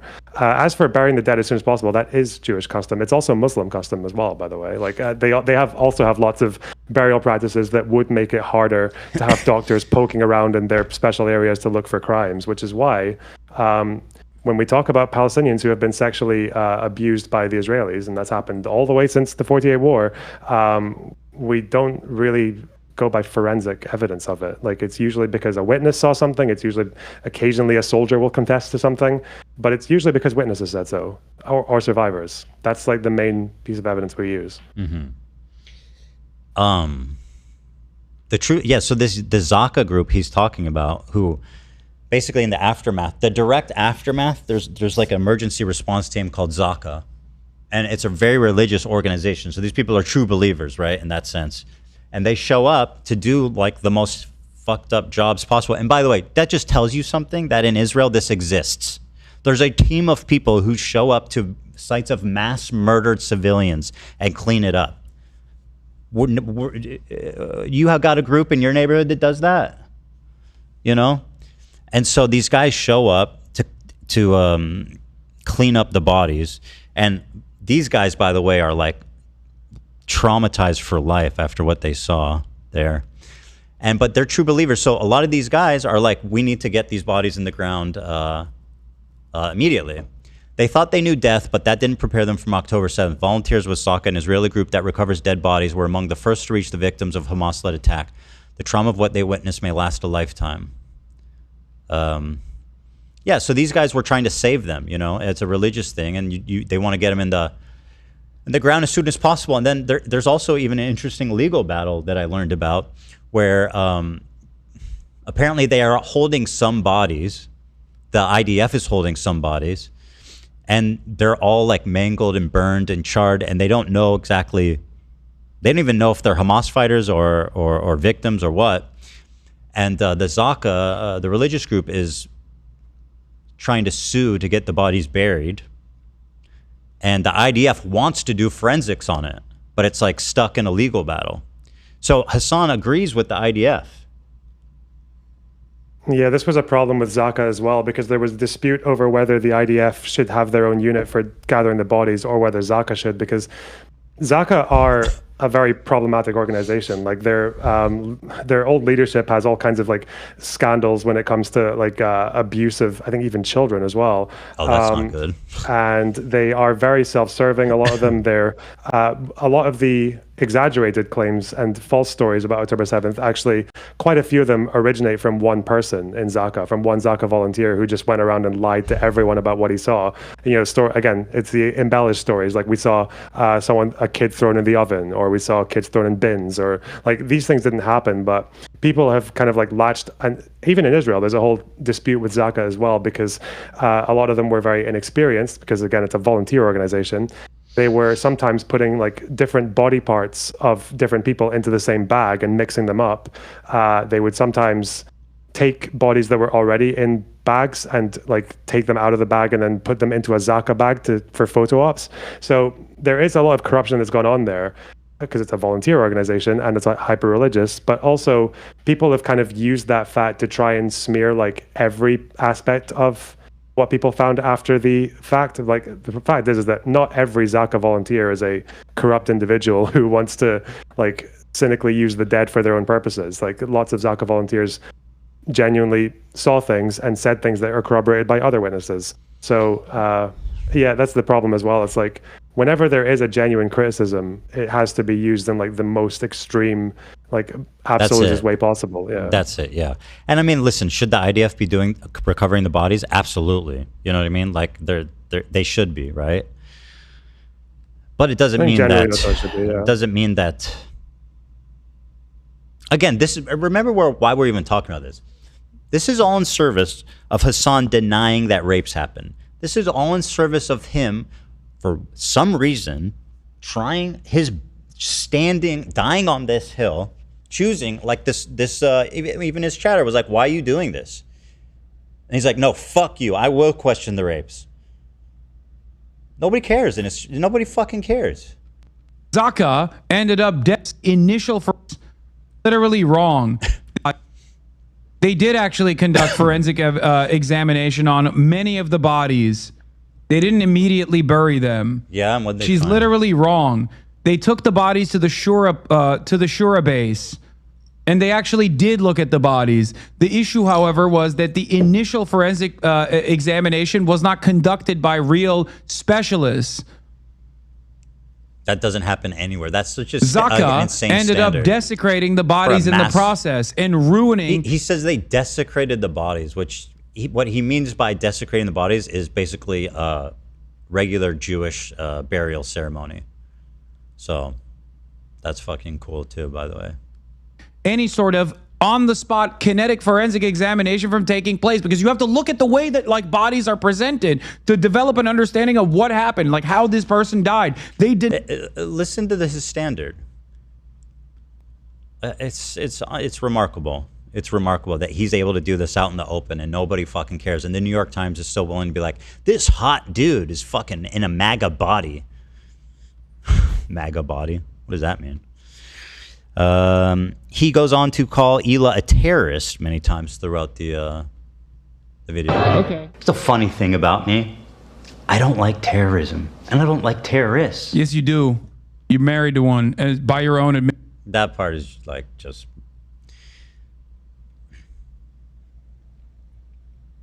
You know. They keep doing this. This conflation is insane. Hila's participating in mandatory military service, right? She's not in a combat role, and she's essentially forced to serve, and she's not in a combat role. Not everybody in the IDF's a terrorist. Is there war crimes the IDF does? Definitely. Could you call some of these people terrorists? Yes. Is everybody in the IDF a terrorist by definition? Of course not. It's a kind of strange thing to say when you have no idea what happened during the raid. That's another thing. We don't even know what happened. Like, that's, yeah. I don't think she even knows what happened, frankly. But imagine, just, dude. Mission. And I don't like terrorists. Yes, you do. You're married to one, and by your own admission, you said, not me, you said. Literally said, he asked me, is she a terrorist? And I said no, for the record. The conversation he's recounting. It post context nuke, though, so. If they're Jews. So that was one. Let's see, he's got a few really good ones here. Oh, this was a really interesting post. Hasan calling Hila a terrorist could have real-life consequences.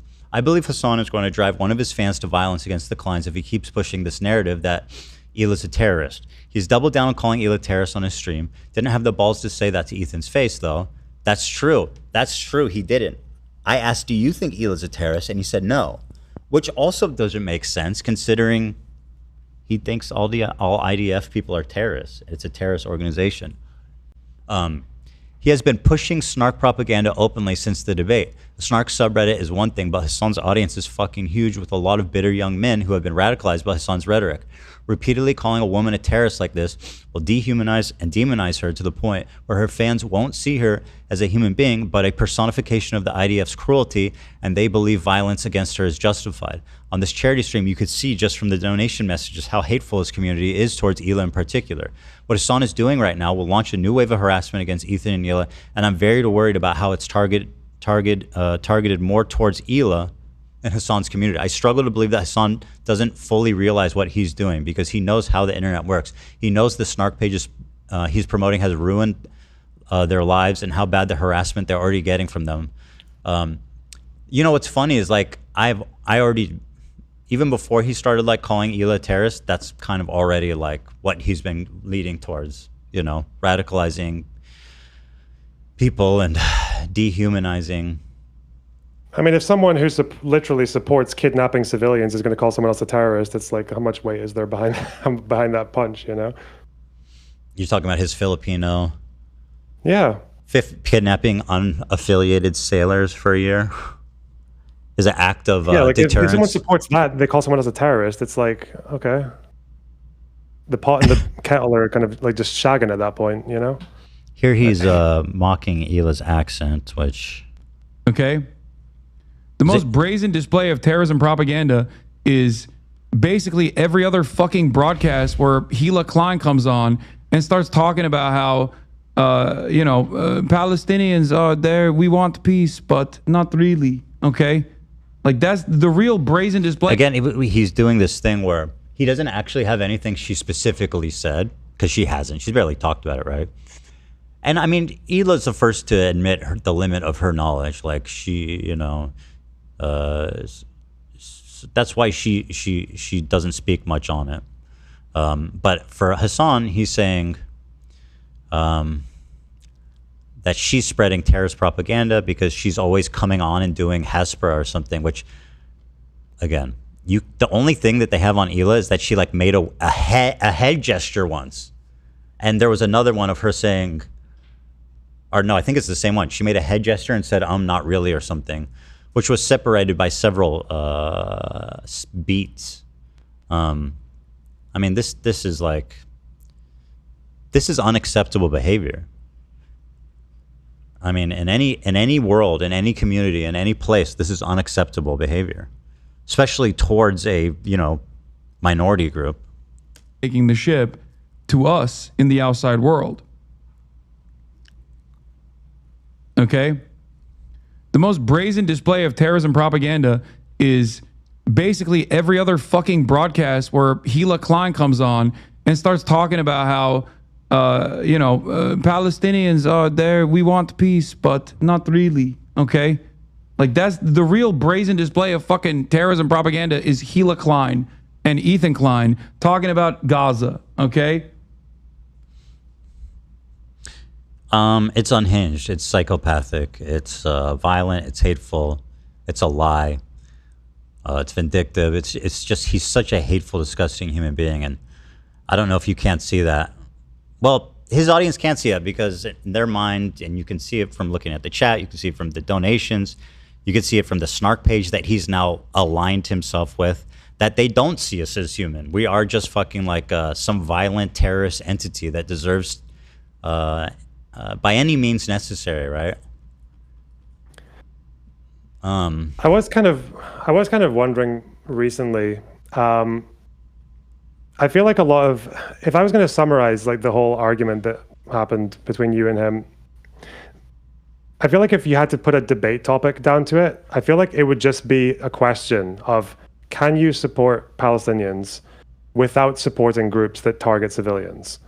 I feel like, to me, that based on what you guys say to each other, it seemed like you agreed on everything that was happening in Gaza just like within 2 seconds. And then it was all just about Hezbollah, the Houthis, about Hamas, about Jewish history. To me, like, that's the essence of it. Is like, can you support Palestinians without supporting groups like Hezbollah or the Axis that target civilians? Because the thing I've noticed about a lot of these communities that kind of revolve around Hasan is they keep on doing this, like, the human shield defense, where every time someone criticizes them, they somehow manage to find some dead Arab or some like destroyed Palestinian building, and so they can hold it up like a sandbag and say, why are you criticizing me when why are you attacking pro-Palestinian people in the middle of a genocide, like that kind of thing, right? So the way I see it now, though, is that, like, you and Hasan didn't really talk that much about what's happening in Gaza lately. Like, I'm guessing you've mentioned once or twice the protests in Gaza, right? Mm-hmm. The anti-Hamas ones. So there's a reason that I think a lot of people in the other sphere have not really bothered to talk about that. And it's because I think it kills a lot of that narrative, because the way that these people present people like the Houthis or Hezbollah or Hamas is like they are the lines of defense, like they're the resistance against Israel, even though none of them have really done anything to Israel. All of them, Hezbollah and the Houthis, Iran, etc., they pretty much all of them have killed more Arabs than they've killed Israelis, like easily. The Houthis, the only people they're good at fighting are other Yemenis. Hezbollah, the only people they're good at fighting are Syrians, like Syrian Sunnis. Even Hamas, like they did one good pot shot in Israel on October 7th. For the rest of the time, they've been doing a better job at killing their own people who oppose them. They've been doing that now. And I think I don't know if you know much about these anti-Hamas protests in Gaza, but they started with a few hundred people at the end of March. Then it was maybe a couple of thousand, because it started to spread from Beit Lahia, which is northeast of Gaza. So it's been kind of like at the front line between the IDF and Hamas for a long time. Then it moves to places like Jabalia, very, very famous Hamas stronghold, refugee camp. Then it goes to Khan Yunis. Then it goes to Rafah. Like, these protests have not stopped. They've been going on all the way through. Even Associated Press now has estimated that the numbers of protesters might be in the thousands or even tens of thousands. They have not stopped. If you look at their messaging, it's quite hard to get reporting on the ground from them, because one, Israel doesn't let journalists into Gaza, but two, the journalists who are in Gaza are either just flat out pro-Hamas, or like Al Jazeera, which is also pro-Hamas, or they are pressured to not say bad things about Hamas, even if they oppose them quietly. So all it's really been is like people collecting iPhone footage of these protests, and these people who are exercising like unhuman like bravery because they know that Hamas will kill them and has tortured people to death for protesting against them. They've kidnapped people and shot them for protesting. They've brought back like decades old security apparatuses to go and clamp down on the protesters. They put curfews in. The protesters are still growing. There's a poll that came out from PSR, very reputable pollster in Israel-Palestine, that asked just yesterday what they thought of the protesters. And almost half of the people in Gaza, 48%, supported them, even though quite a lot of them think that they're like driven by some external influence, like Saudi or something like that, right? That's like almost half of people in Gaza supporting these protesters who are anti-Hamas. And their messaging, you can look at the chants, you can look at the leaders who speak and give little 2-minute speeches. They're all saying like the same kind of lines, like they're saying was it Mishan Allah Hamas bara, like for the love of God Hamas out, or Hia Hamas or Bahia, which means like Hamas are terrorists basically. Or they're saying like they accuse Hamas of dealing in their blood or gambling with their lives or selling them out, and they keep saying we want white flags, not guns. There was a call to release the hostages from these protesters, because I think a lot of people in Gaza are starting to understand that before October 7th, the IDF was not acting like they were prepared to go and launch into Gaza for a full ground invasion. There's been no whistleblowers or anything to suggest that they were prepared for anything more than like a small border penetration of 70 people. That's all the IDF had protocol for before October 7th. People who are there are saying things now like, stop firing rockets from our areas, because we know that if you fire a rocket from our town square, the town square is going to get bombed, right? So the same poll also showed the number of people in Gaza who still supports armed resistance is down to 30%. The majority of them support negotiation and peaceful protests. They've realized that Hamas's way of doing things, like armed resistance, is not helping them, because it never really has. It's never like trying to target Israeli civilians or launching rockets. It's never helped them. It's never achieved anything for them.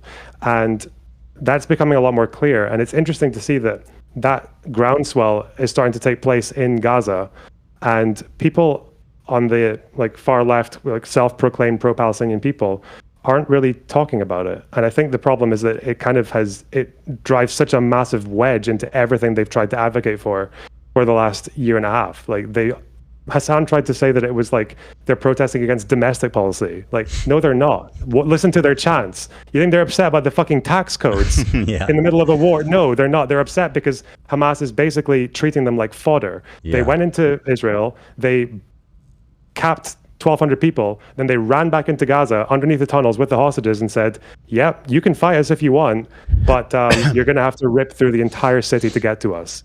And they knew Israel would say yes, because like if you ask Hamas, Israel's the genocidal Zionist entity. Of course they would.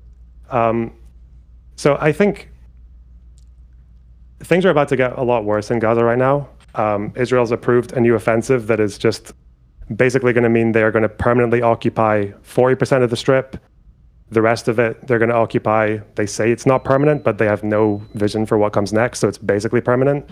And the aid situation, it's been like 65 days since an aid truck has gone into Gaza now. Majority of Israelis, even, I think the last poll showed that 69% of them said that they would support a hostage release even if it ends the war. There are like growing majorities on both sides now that want this to end. And I feel like there are things that people can do to support like either side, like to let the people, Gazan protesters, know that people like in the West actually have their back and realize that there can be something different happening there other than like all the dumb shit that Hamas has tried for the last 20 years. And it would behoove actually someone in the West to let Israeli leftists know that actually the ones who are opposing the war and are opposing the future actions of the IDF now, which seems to be most of them, that they do actually have like people outside of the country who like believe in what they're saying, because you can't pressure Trump to do anything. That ship has sailed. yeah, I think this kind of like there's a problem with this really like maximalist point of view where people basically think like it's either abolish the Zionist entity, fake country, whatever, or it's Israel is going to genocide and conquer everything, even though there are very large groups on both sides that seem to not really agree with either of this anymore. Why is Hasan so invested in like discrediting the protesters? I've heard him say that. I've heard him say that they're not. It was taken out of context. They like most of them are there to protest Israel. You know, like why is he so determined on you know, because not supporting these people? Because Hasan and people like him have spent the last year and a half, 2 years, 3 years, they spent a long time insisting that Israel and Zionism is basically the same as the Nazis. Which is funny because he had to go at you for making a false equivalency between Jews fleeing the Middle East and the Nakba, which is, you could argue it's a false equivalency. Like they weren't kicked out in the same way. But comparing Nazis to Israel, if you're saying that, it's either, or zone of interest is apparently going around Israel proper. That doesn't make any sense at all. If you're making these comparisons, you either don't know anything about Nazis and Israel, or you're just you're using Nazis as a way to get under the skin of Jews, right? Like that's what you're doing. Because Israel at least has shown that it is capable of making peace with countries that don't threaten it or don't fight with it, right? Israel and Egypt fought a war in 67, a very bloody one. They fought another bloody war in 73, and then 6 years later they made peace, right? Israel's made peace with Jordan. Israel, after a long time of fighting with Lebanon, they pulled out. And then after destroying Hezbollah beyond recognition, they pulled basically all the way out of Lebanon as well. Their presence now in Lebanon is like 5 hilltops. They didn't build any settlements there like people said they were going to. The government in Israel is insane. They're very, very right-wing. There are at least 2 or 3 people in there who are just outright like genocidal maniacs. But the country is not like the Nazis. And like people comparing things like the Houthis kidnapping sailors to the Warsaw Ghetto uprising. The difference is like the Warsaw Ghetto had about 400,000 people in it. 2.5 years later, 90% of them were dead. And there was no decision that anyone in that ghetto could have made to survive. It wasn't that they were too much of a threat to German security or German sovereignty and they were trying to destroy Germany, right? That wasn't why. It wasn't the heads of the Nazis, but it wasn't actually why they were killed. You know, they some of them, none of them had anything to do with trying to attack Germany. They were disarmed, they were prisoners, and they were killed anyway. A bunch of them died of starvation. The other ones were literally just put in a train and gassed. So, the difference is that with Nazis, their victims, there was nothing they could do to escape their fate. There was no amount of politicking or anything that the Jews could do to survive other than run away, or if they wanted to just fight and die to the end. With Gaza, the protesters, they drive a wedge into what people like Hasan are saying is because when they say we want white flags, not arms, it's because they know that Israel didn't have any plans to go and occupy Gaza before October 7th. That they thought Hamas were being pragmatic, that they just wanted to focus on domestic rule, right? They thought Hamas were trying to be like restrained in exchange for Qatari aid money and domestic, like improving the humanitarian situation at home. And then Hamas went and attacked, right? So I think the difference is that if you think Israel is like the Nazis, then you would think, well, you might as well just fight because they're going to do this to you anyway. Even though the protesters seem to understand that if Hamas is gone, then you're not going to see you're not going to see airstrikes all over Gaza if Hamas gives up their arms and says that they'd like someone else to go in. Now, there's still problems with the Israeli government of like letting that happen, but I think that's probably why they don't like what the protesters are saying and why they're ignoring it. It's because if you acknowledge them, then you have to change everything about what you think about Israel. Yeah, this comparison to Nazism is like, it's so hurtful to as a Jewish person, and people throw that around like it's not a direct assault on like Jewish identity, and I mean Hasan is chief among them, and it's just crazy how it's just completely normalized, you know. Yeah, it's a shame. He's such a piece of shit. The way I see it is Hasan is like, there's protesters, and Hasan is like, no, you guys need to fight till you're all dead. Like over from Los Angeles in his cozy West Hollywood house, you know. Fight till the end, you guys. They're like, we don't want war. We actually want to live in peace. We want this over. He's like, no, you need to fight. It's like, okay.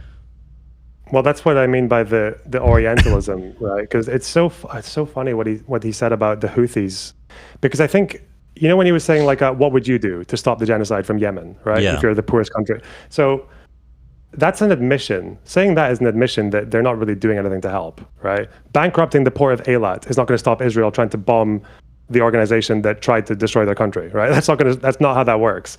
All the Houthis can do is make a dent in Israel, right? One of those missiles might actually kill 2 Jews, okay? And they'd probably be civilians. But it's interesting that you would say that, because when he spoke about what should the Houthis do when there's a genocide in their backyard, Israel and Gaza is not in the Houthis' backyard. It's 1,000 miles away. The Houthis' backyard is Yemen. And right now, there are still people who are hungry in Yemen. There's still malnutrition in Yemen. There's still like severe malnutrition in Yemen. There's like really serious hunger issues there. And the Houthis are, so to say that as if like they don't matter, and the Houthis should just instead focus on diverting their resources into their little helicopters and their shitty rockets and going into the sea to kidnap sailors, because inshallah, maybe one of these like missiles will land in a field outside an airport, or maybe like if we kidnap enough people, then another port in Israel will go bankrupt. It's like, so really you're just going to like see the rest of the Arab world as like fodder. Then they don't matter. What the Houthis can do, the answer to that question, what should the Houthis do? The Houthis have the power to take care of their own people. They are in charge of 2/3 of the population in Yemen. They have the ability to stop kidnapping aid workers. The UN literally asked them to do this year. They have the ability to stop stealing aid and divert it equally amongst their population. They have the ability to seek diplomatic relations and normalization. Biden took them off the terror list specifically because that would help distributing aid across Yemen. And then they went and attacked a bunch of ships. The Houthis have the ability to they have the ability to try and use the resources that they have access to alleviate the suffering of their own people. And they would do a much better job of that than they ever will at destroying Israel or like kidnapping sailors and bankrupting ports. Like, it's just LARP. It's just entertainment for Westerners. Like, it's not achieving anything. And I just find that really interesting that it's like the Arabs are only ever viewed through the lens of how do we fuck with Israel? Even though all these groups, in order to do that, there's like this correlation almost between fucking your own society and trying to destroy Israel. Because the Yemens, the Houthi-controlled Yemen, Sexuality, like the Houthis fuck their own society. By the way, they do actually engage in practices that would easily be called slavery, right? Yeah. They kidnap Ethiopian migrants and force them to the front lines, promising them money, and they never give it to them. That's kind of like slavery. They have child soldiers. That's kind of like slavery. Children can't choose, especially if they're under like 14, 15. They arrest Yemeni women on trumped up charges of immodesty or like drug taking or prostitution or whatever, and then take those women and pass them around the security officials and force them to commit sexual acts on them, which is a form of slavery, like sexual slavery. They do all these things, and that's not from the Saudi press, by the way. This is from Yemeni lawyers and human rights organizations and from victims themselves. This is all attested to. Like, I'm sorry, if you think Ethiopian migrants are Saudi plants, well, go ahead, but and this is true with every organization that people support. Hezbollah have done fuck all to damage Israel. They've done a lot to damage Lebanon. They've done a lot to damage Syria. Iran, same thing with their own country. And I think that, I don't know, the sooner this kind of like worldview just dies, the better, because I think it's kind of clear now that they have failed. Hezbollah are not what they used to be. Assad is gone. The Iranians ran away from Yemen because they want to focus on, they're worried about Trump and the threats to their nuclear facilities and everything else. The Houthis have stood down from Trump. So I can't remember what the question was. I'm just saying, like, this whole idea of like trying to destroy Israel through force or even through like BDS and everything, it's always been a lost cause. And that's because people don't understand why Jews arrived there. They didn't arrive there for the same reason that the French went to Algeria, or the Dutch and the British went to South Africa. Most Israelis are there because their grandparents are refugees, like because they were fleeing. They were either running away from pogroms or from the Nazis and from the Middle East and North Africa. That's why they're there. And the problem is that you're never going to make them leave. You can get the French to leave Algeria. You're not going to get the Israelis to leave. There's nowhere for them to go. I don't even understand the argument. Go where? And you're also, and this is maybe the thing that I think Westerners have a bit of a harder time digesting because they're not used to it, but they're also not going to accept living as a minority. It's not because they're racist. I'm sure a lot of them are, but it's because everyone knows what happened to Jews who lived in Muslim majority countries. So that was a big point. They were not safe. Hasan was calling me a racist piece of shit. Actually, he was calling me a racist piece of shit for just literally reciting the history of Jews fleeing persecution in Arab countries. He thought that was Zionist talking points. Yeah, and there was a time when the Ottoman Empire had a golden age for Jews and Jewish safety. That's like 1,000 years ago. Dhimitude was a thing. Like Jews were second-class citizens. They were accepted as a sparse, powerless, useless minority. In Fez in Morocco, if they walked past the mosque, they weren't allowed to wear shoes. When one sultan allowed them to wear shoes, people got angry and beat them up for it. So they weren't allowed to. It was very difficult for them to press charges if a Muslim ever committed crimes against them. In Algeria, before the French arrived, there were like 3 massacres of Jews in less than 30 years. So protection wasn't always offered there either. So it's like, that's the thing that I think people struggle with, is that in the Golden Age wasn't Ottomans. It was, that wasn't Ottoman rule. Sorry. In the last 100 years, like Jewish people have not been able to be a minority in any Middle Eastern country. Lebanon, Syria, Libya, Morocco, Algeria, none of these countries were able to hold on to their Jewish populations. Even Iran, which somehow holds on to some of them, even their Jewish population is dropping. So if they can't do that, then I just think it's very weird for people to say when they talk about Israeli Jews being a minority in a one state of Palestine, then it's like, well, are you really suggesting that out of all the countries in the last 100 years, that Palestine will be the first one that takes care of their Jewish minority and respects them and gives them equal rights? Like especially Palestine, after the one group of people that has the most of an excuse to be anti-Semitic, yeah, exactly. right? Like Palestine, number one. There's an insane conflict. They've been like they've been on the receiving end of horrific violence for a long time. Yeah, that's kind of my point. Oh, well, that is my point, which is that it's not. In the video, I ask, is it really that crazy to not even be a little bit worried about your safety? And it's not reasonable to look at people and be like, actually, yes, there is a risk that there'll be a lot of violence against you, or maybe you'll be ousted, or maybe you'll become second-class citizens. There's a small chance of that happening.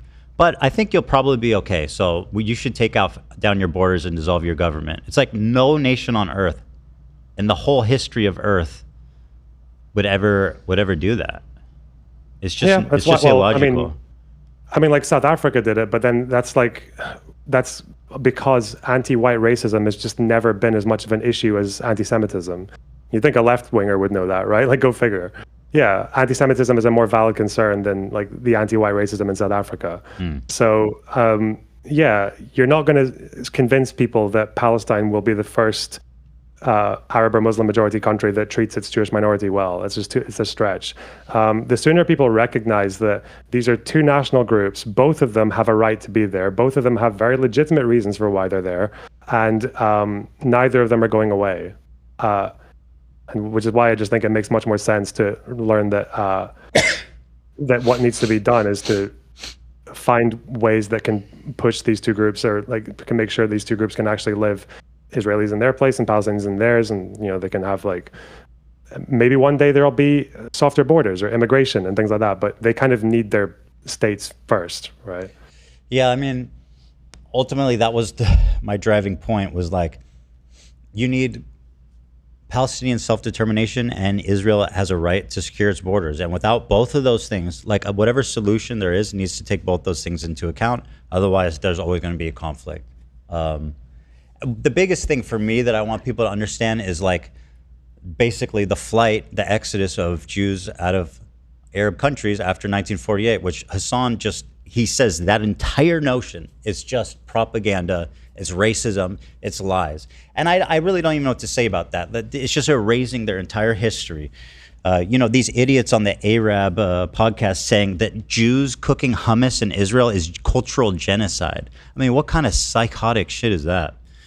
But anyway, I think we've explored this quite well, and I appreciate your input on this. I thought it was a very interesting conversation, so I appreciate you sharing your knowledge with us. Yeah, thanks for letting me yap. And that's Lonerbox. If you guys want to watch him you stream on YouTube, right? Primarily? Yeah, Lonerbox live on YouTube. There it is, guys. Thank you, man. I'll talk to you later. Okay, I appreciate it. Thanks. Bye-bye. Okay. Lonerbox, everybody. That guy knows everything. He knows every damn thing. Now, actually, now's a good time to go. He touched on what's happening right now in Gaza. And I think now would be a good time to acknowledge basically that whatever's going on there right now, which is basically that Israel's cabinet approved a plan to seize and remain in Gaza Strip for an unspecified amount of time. The plan includes relocating 100,000 Palestinians to southern Gaza, which raises concerns for forcible displacement, obviously. And there's no timeline. There's no details. It's basically just, as he said, it's about to get a lot worse there. They're starting to recruit thousands of Israeli reservists. Trump, oh God, a visit by President Trump may delay implement. Oh, really? Trump is trying to slow them down? That's surprising. Well, maybe. I wouldn't count on Trump being the one to pump the brakes on this one, personally. But Grande. I was reading this morning that he, in typical, always the salesman, right? He teased a big announcement about Gaza this morning in the next 24 hours. So, it's called sport. Oh, we're waiting for that. We got a little teaser. It's like, just spit it out, man. Please. Like, what are you talking about? Please. Please.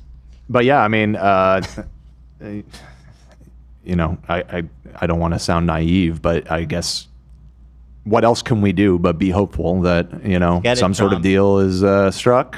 He's got it. I mean, if he does pull that off, then I will give him props, despite hating him more than almost anybody on this fucking planet. Yeah. If he can stop the killing, well, then, he would then be. That is a Trump W. But I don't know how optimistic you can reasonably be about that.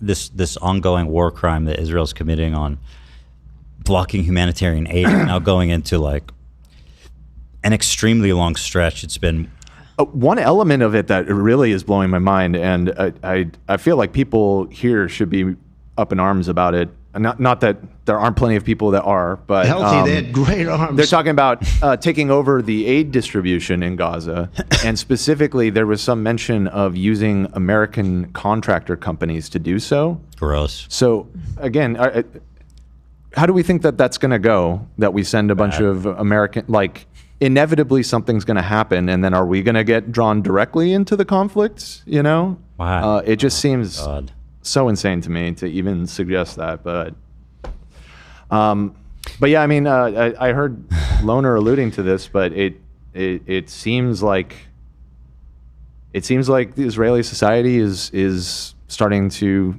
be at its wit's end with this. I mean, I saw the poll that he was talking about too, that like 70% of the country now just wants to end the war immediately, get the hostages back, without the precondition that Hamas needs to go. It's just like, no, let's just end this immediately. Yeah. The blockage. Yeah. Oh, so sorry. No, go ahead. The blockage of the humanitarian aid is just simply a war crime. Yeah, I mean, like it's unjustifiable. I follow a reporter named Hasan who posted a video the other day where she's in tears and says, "We haven't had food, but everybody's almost out of water." Yeah, water. I mean, even more than the food thing. I saw a little documentary, and this was from the beginning of the war, where they were like baking shit from bird feed because they didn't have anything. Yeah, I mean, it's. I don't know why. Nobody can defend this. What's the at this point. It's strategic? insane. What's the strategic purpose of doing that? To just pressure, just to cause more pressure on everything in there? I mean, it's a medieval siege tactic, right? I mean, it's like, it's just surround the castle and don't let anybody in and out until they starve or give up. Yeah, well, we don't do that anymore, and it's a shame. It's just fucking insane what's going on there. So it's getting bad. It's bad, and it's going to get worse, unfortunately. Unless Daddy Trump can save us. Donald Trump, save us. You remember that video? America Grande Otra vez. Please, Donald Trump, save us. I'm getting on with this. There's this really funny one that I want to hit on. I think we did enough of Hasan, honestly. We can get to the Idubbbz. The Idubbbz stuff. That Hasan stuff is depressing, dude. This one is actually kind of funny. This is the last one I'll do. Sexuality, of course, is punishable by. Bro, did he say the Houthis are doing the Roman salute? Like, look at this shit. Child soldiers, shelling civilian areas and blocking food from entering already famine-ruined parts of Yemen. They've also set up landmines in agricultural spots, making the fields virtually worthless. Women have virtually no rights, and homosexuality, of course, is punishable by. Bro, did he say the Houthis are doing the Roman? Wait, sorry, I think I missed Israel it. Here, and his organization. Yeah, here it is. I do not love Israel, and I do not love the terrorism of America. So no, this is untrue. The Houthis. And yes, this is what it looks like. They are Heiling Hitler. The Houthis are. So the Houthis do Heil Hitlers. And then Hasan comes back and tries to be like, they're not doing that, but he has no explanation. Making the fields virtually worthless. Women have virtually no rights, and homosexuality, of course, is punishable by. Bro, did he say the Houthis are doing the Roman salute like they're doing the Hitler salute? Is that what he said? That's literally what they're doing. You're right. They all have, you see that, guys? Once again, they have the copy of Mein Kampf, the Houthis, the Houthis. He's doing the Israeli genocidal maniac accent. I mean, listen, bro, just contend with it. They're doing Nazi salutes, man. And it's not surprising. I mean, they fucking hate Jewish people. They want to kill them all. Or at least all the ones in Israel. And it's not that big of a stretch to think that they would admire Hitler. They have the copy. The Houthis, by the way, because people want to say that I'm being like Islamophobic, not Arabs at large. The terrorist group whose flag says death to, says curse upon the Jews, that one. Is punishable by. Bro, did he say the Houthis are doing the Roman salute like they're doing the Hitler salute? Is that what he said?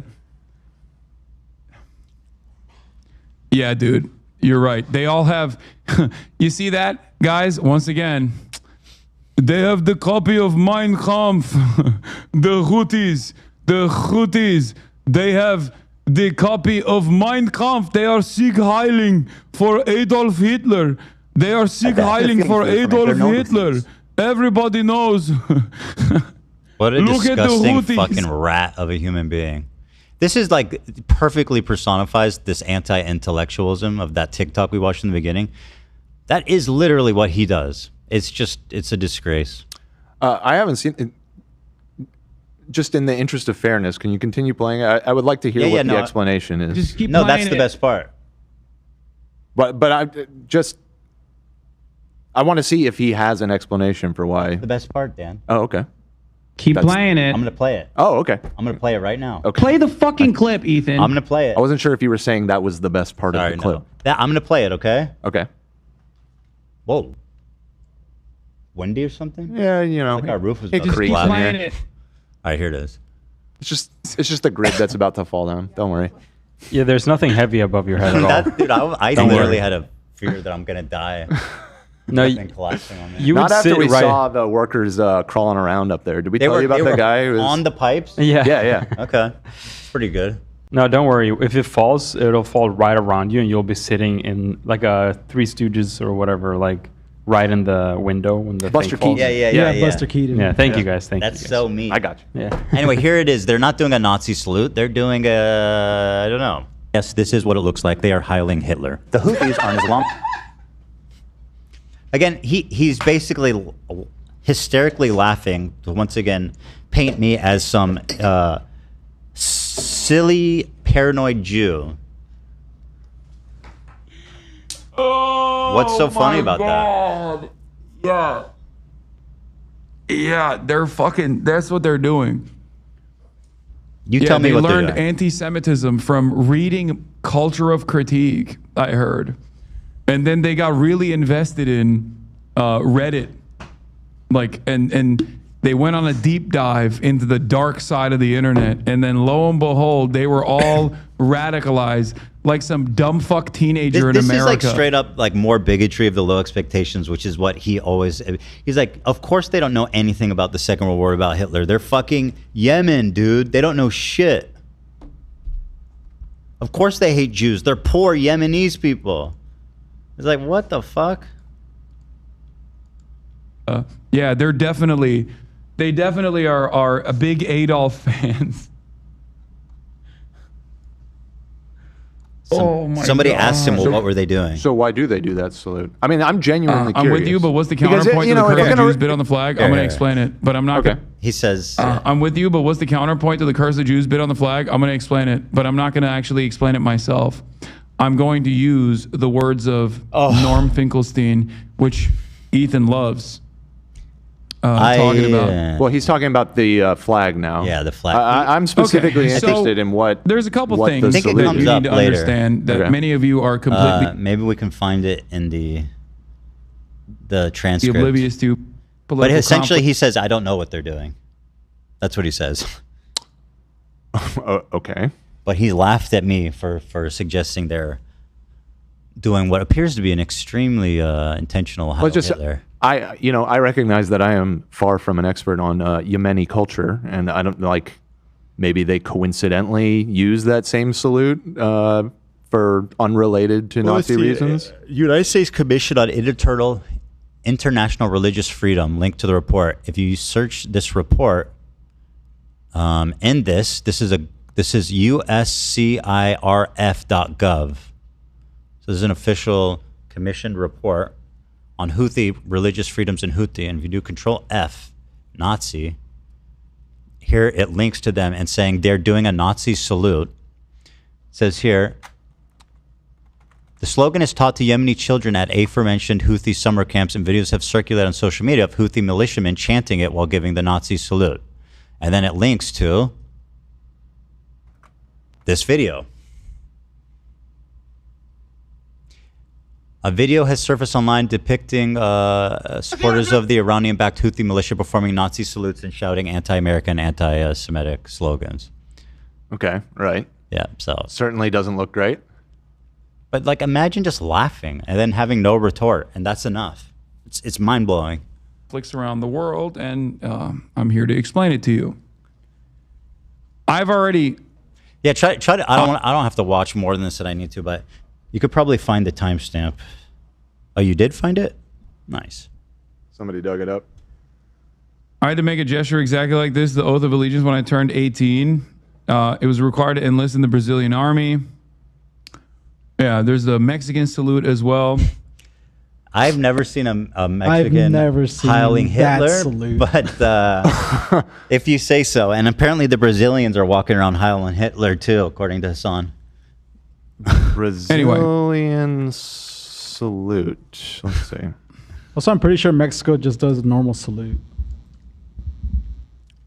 Can you explain? Yeah, like you mean like like that. Yeah. And the difference between this and the Here it Elon is. thing? Yes, Elon is in the United States of America, where anyone that does that salute in the United States of America is very clearly doing that to fucking say that they love Adolf Hitler. I mean, that is also true. What the fuck? But Adolf Hitler is not some obscure historical figure. Right, that's kind of where I'm struggling with this explanation. He thinks these people are dumb as fuck. I don't want to put words in his mouth, but Well, I mean, that's the implication. I feel like it is somewhat. I feel it's a reasonable conclusion to arrive at. I Not was to willing laugh to in hear my out face. the counter argument, but if you Google Mexican salute, they are holding it out. It's chest level. That's not a Nazi salute. Right? Yeah, technically, I gotta say it's getting close. It's getting close. No way, bro. This is there's a big difference.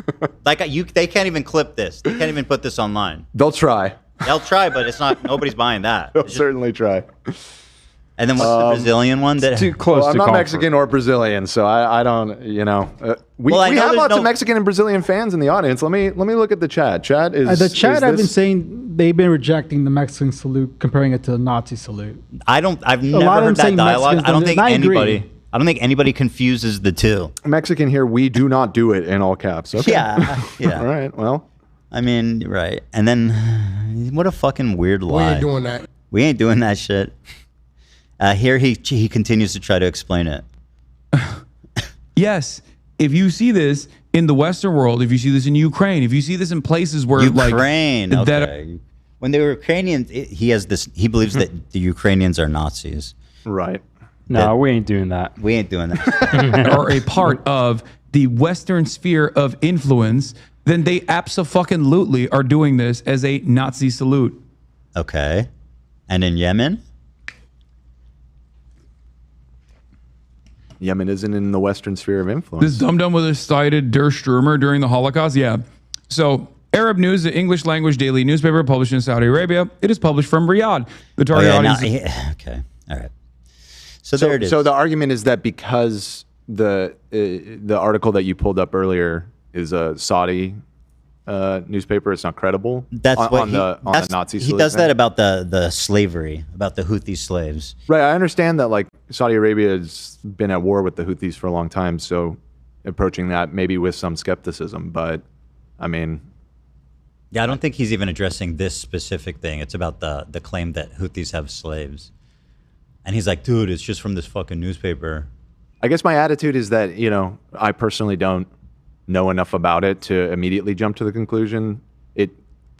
Laughing at it immediately as being completely absurd, from my perspective, seems like a jump. Like, what I'm trying to say is I feel like it's a fair assumption that the group of military dudes doing the Nazi salute that's part are of probably doing a Nazi MO, salute. dude. But, It's every time I perceive anti-Semitism in any way, I'm hallucinating, I'm psychotic, I'm crazy, it doesn't exist, I'm paranoid. Let me decide what's anti-Semitic. Here's a 25-month member. Well, we do that literally every Monday. It's chest level, though.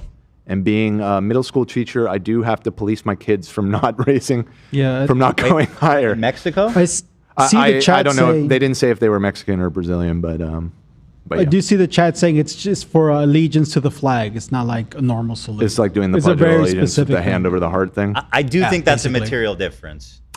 Right. The degree of angle. Anywho. Let's see. Remember he laughed in my face for this.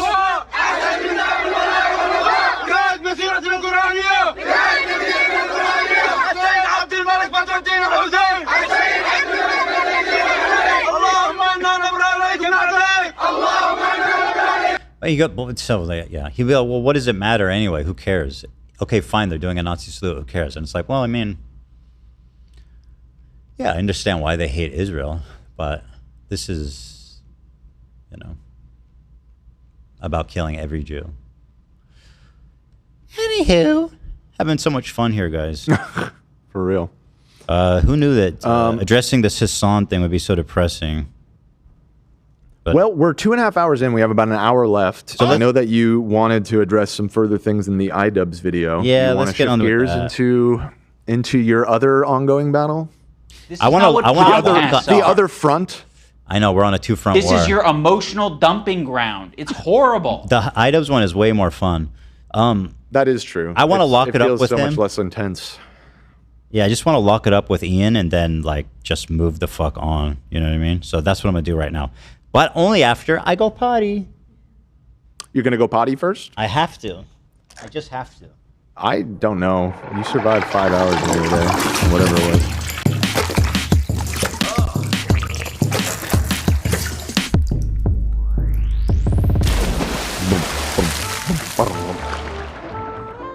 And there it is. The God Cam is back, people. It was gone. It was down. But now it's back. He's up. All right, let me take a look at some of these wonderful people that have been sending money. I've noticed as they were going by today, that a lot of people adding $1 extra, following Ethan's example. For instance, here's an $11 donation from Charlie. Thank you. There is, what else we got here? There's a $51 one, a $101 one here. Oh, also from Charlie. Charlie. Thank you, Charlie. There's a couple of Charlie bit my finger. Remember that? Y'all remember when Charlie bit his finger? That kid? That was classic. Classic internet juice. That shit killed back in the day. That was like the funniest video your mom has ever seen in 2009. I hope they're doing okay. Those kids are probably like fucking in college now, huh? Yeah. I hope they are doing okay.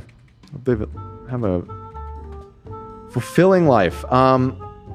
Here is a message from Lemons in My Cheeks for $100. Thank you very much. My son is getting out of NICU tomorrow. Is that natal intensive care unit? Yeah, the NICU. The NICU? For babies. I see.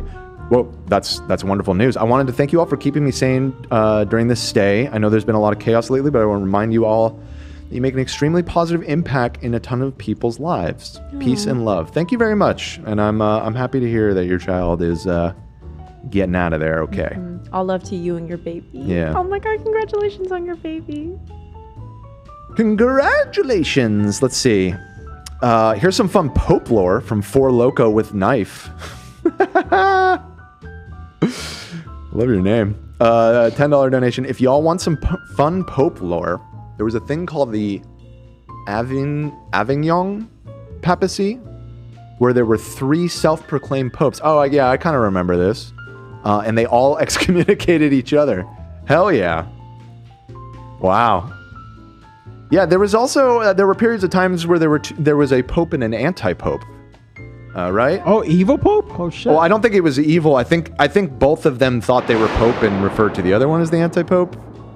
I guess kind of similar to this situation, but this is a 3-way battle. This is even more exciting. Right there. Let's see, anti-pope. Yeah, no, you're right. If you wanna become the pope, you become the anti-pope to counteract. I see. Pretty epic. Person who claims to be the Bishop of Rome and the leader of the Roman Catholic Church in opposition to the legitimately elected Pope. Got it. Yeah. Yeah. I'm praying we don't wind up with an anti-Pope this time. I'm praying. Do we still have a live feed of... well, I guess we saw the smoke. They shut it down. It's GG. It's GG, no re.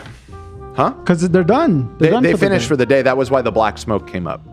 And then if it's white smoke, that means... done. That means they've made a selection and they're about to announce. They're all old as fuck. They need to go like lay down. Yeah.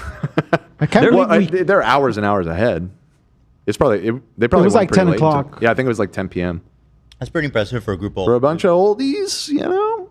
That's Wonder if late. they have fun when they do this. Like, Probably. if they have like fun side games while everyone votes. They close Mario the door. Kart. Well, they lock themselves in there until they pick one. So they Gotta probably do are up something. to something in there, yeah. Wait, when you say lock themselves in, are they not allowed to leave at all? I think so, yeah. They Well, have, like, not the bunk room, beds? but it's like a church or whatnot. I think that's the They're lore. locked in the 16th chapel. Right, yeah. With like bunk beds and shit? No, Like, no. They like sleep there? They're sequestered, not into the chapel, but into the grounds of the Vatican. Don't worry, Dan. They have lavish. Oh yeah, I know it's I'm pretty it's pretty nice in there. Yeah, I heard those Catholics got a little coin. Got a coin or two. All right, let's get on with some fun stuff, which is this bozo Ian, who I actually feel bad for, honestly, now. I genuinely do. Hey, dunking on him feels a little wrong after that clip we watched earlier. God, it's like kicking someone when they're down. But anyway, here's where we left off. So let's pull it up. There's some great moments coming up. This is not the timestamp. I remember saying we stopped at 17 minutes. Oh, I thought we had a timestamp at the pause point. That's what it says, but it just opened. Oh God, this is a beginning. boring clip. I thought we had a better clip. Jeez, next I don't know time. why, I don't know why I remember this, but I think we stopped at 17 minutes. Bro, give me the meat of the clip. That sounds about right. and 20 seconds, actually, to be even more specific. I remember that. I'm going to play it. So, yes, anyone who's seeing Doo-doo that family. content might be concerned enough to call CPS, including Ethan's own chat, which, by the way, is not... Okay, never mind. Fuck this guy. I'm back. Fuck you, dumbass loser. Not a measly number. It's about 26,000 at the time of this stream. So there are 26,000 people listening to Ethan go into great detail over 7 or 8 minutes about diarrhea, viscosity of diarrhea, his child having giardia, him and his whole family having giardia. They're calling it the poop house. Now what Ethan does... The dreaded poop house. They're all calling it that. The poop house. People, they're calling it the poop house. Everybody's calling it the poop house. The Klein house is not a place to be for kids. Poopy house. Did we show how the person who left the poop house comment, or no, it was one of the comments was like, Kaka I was Klein, just I think. Kaka Kleins. Yeah. Did we show that? I think we did. I think we talked about it. We did. Yeah. I recognize a lot of those showers. I'm gonna keep playing. I'm gonna let it play.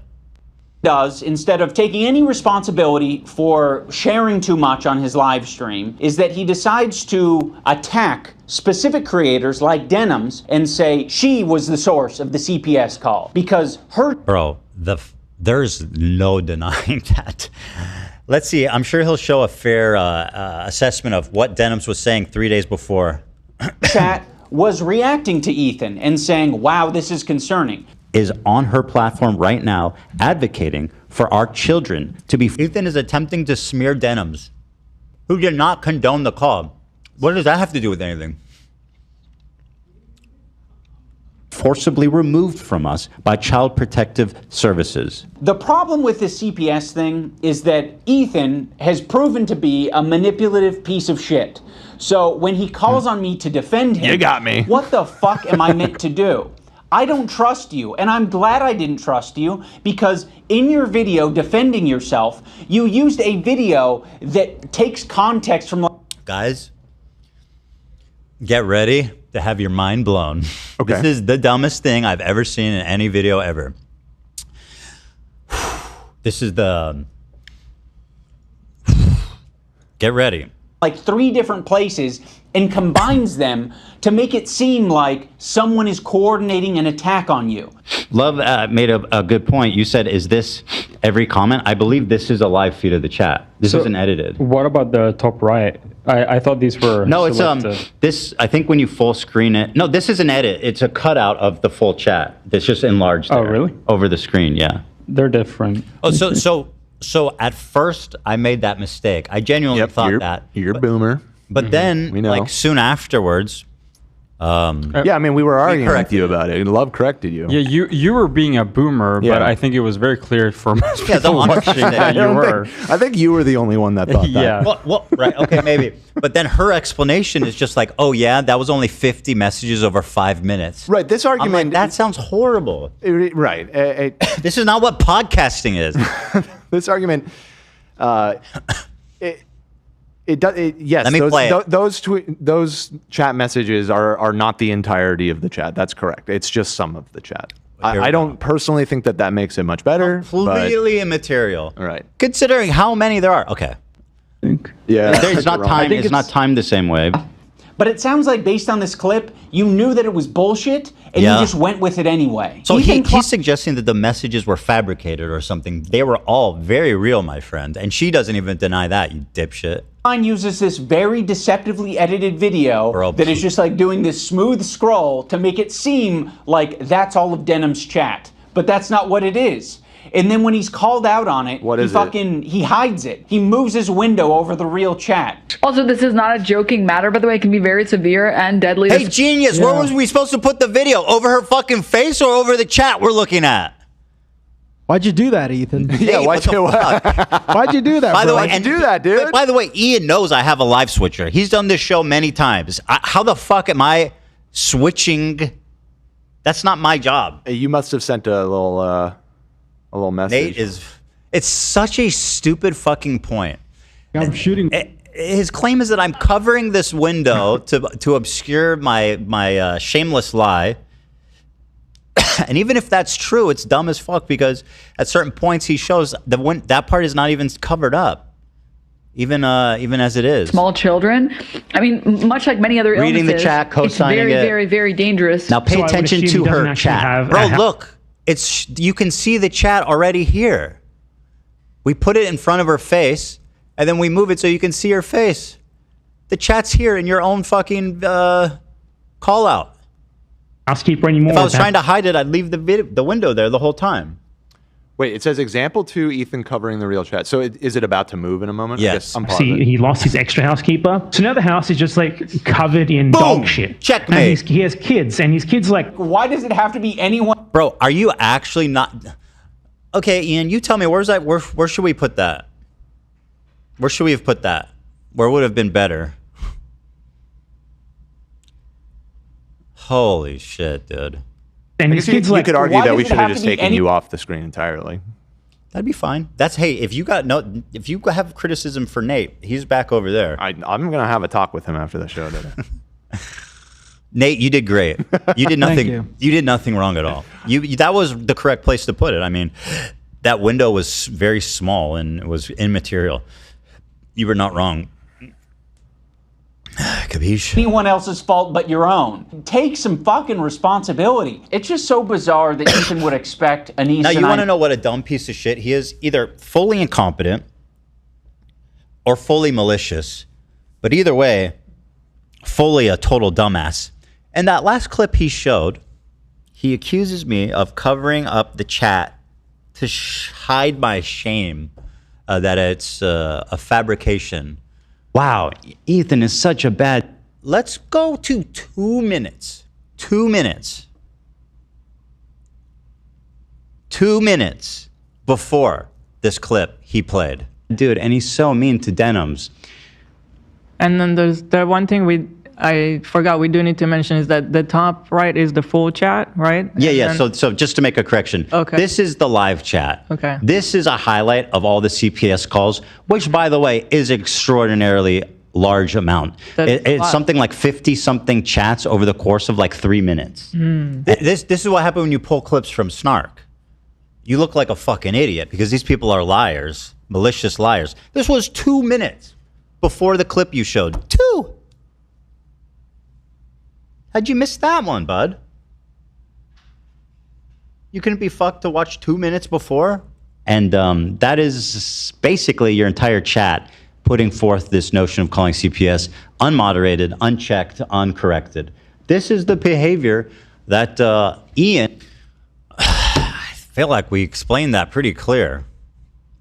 I feel like people do this all the time, too, these days. Like, we try to disclose something as clear as possible, and then they're like, we don't need that part. That's why we need this disclosure. I was about to say that's why we got the new graphic. Yeah. Just all of them at once. Yeah. Just leave that on, Nate. This is not out of context. Maybe there's more something like this is not the full context of the clip. That's funny. Right. Just to get ahead of it. There is the existence of time and space prior to and following this. Correct. This clip. Correct. What a dumbass loser, idiot. This is the content cop guy. I mean, talk about sloppy and loser behavior. What a dumbass. Can't believe I felt bad for you. By the way, Anissa reached out. She wants to meet at the Motel 6 tonight at 11. Excuse me? Because I'm going to fuck him for her? Because she's the cuck? No good? Okay, Ian? Him. Right. Anissa reached out to me. You know, the first time that you made the Anissa the cuck joke, it hit really good. Well, I feel like each subsequent one we're getting further and further. What was wrong with the one with that? I thought that it just sounded weird. It kind of creepy. Well, it is. That's her thing. I wasn't going to show up, by the way. Okay. I was going to send fake Ethan. Jewish. Stop talking about Jewish people. Thank you, Nate. Statement when Denims herself already made a statement about it and said that she does not condone calling CPS. So we're talking about CPS. 1, I don't condone. 2, I've never condoned it. This is just, he has the brain of a baby. I don't give a fuck if she condones it after the fact. The point is that she irresponsibly showed bad empanada saying that my kids were crawling around eating dog shit. Can we please be real for a second? Please, begging you. And you will not be able to find a clip of me saying, yes, we should do this, because it doesn't exist. I've literally Yeah, I never accused you of that. It's still your fault, in my opinion. Dummy, loser, idiot. given Ethan Klein credit on multiple times or multiple instances, and I will do it again.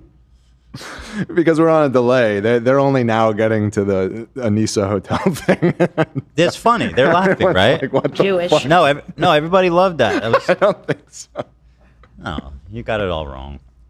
Anissa And I reached think out. if people are being 100% honest, they'd give you a different answer than what you're That's expecting. what I'm saying. She said, "Hey, Ethan, meet me at the Motel 6 tonight at 11." Jewish. Yeah, it just. That's where the cuck chair is, right? It's in the Motel 6 or something? Yeah. It looks like It's a just motel. The delivery, and it's just, there's a few. I did not deliver it with a lot of confidence. You have to know the context of the previous joke. That's Right, why. yeah. That too. It relies, it's kind of a callback, and the callback is from 2 days ago, so it just. Yeah. It's kind of like a whoa moment. It's a 3-parter. I got to wake people up, you know? See if they're paying attention. That conversation was a little, you know. Okay, to be fair, one person in all caps said, Dan, it was funny. So you've got them. That's my boy. What's their name? Well, Cat Sunday. Cat Sunday. I see you. right now for not showing photos of his kids. Part of my criticisms of Ethan initially was the openness. I think it's a problem that you are that open, Ethan. I think you should mind your own fucking business about how I do my podcast. I mean, yours has like 3,000 views. Maybe you should, if anyone, you know who's being too open? You, Mr. fucking poo-poo in your pants. Horrible. Mr. Make a diarrhea in your pants. I mean, you would do the same. Yeah, but I'm not embarrassed by it. Anissa humiliated this poor man. Don't make me pull it up again. This man has told me what podcasting is and how open to be emotionally with my audience. Any other pointers, podcasting master Ian? Well, you know I'm very open about everything. As part of how I wanted to conduct myself and how I wanted to relate to the audience is to be open as possible about every fucking thing in my life. It is not strictly a benefit to be as open as possible on your podcast. It's... You know what? That part's fair. Listen, you can have your opinion about it, but this is how I decided to do the show. And I personally think that it's working. And I'm being genuine and I'm being myself, Ian. That is I know that's a foreign concept to you. He's trying to find himself. He doesn't know who he is. As Hasan said, he look in the mirror. He doesn't recognize himself anymore. You know, but this is my decision. Dummy, loser, idiot, scumbag, dork, caca pants, poo-poo pants. Ethan was just sharing his thoughts. You know what? I don't like to speculate, but he for sure wears a dildo on his forehead when they have sex. I don't know. Okay. Nothing. You know, one of those things. It's like headgear, and it's just a dildo on the forehead, like a unicorn. Yeah. That's a really good comparison. You want to hit me with crickets or something, Zach? Or you? You don't even get the crickets. I'm just letting you cook in there. Thanks, buddy.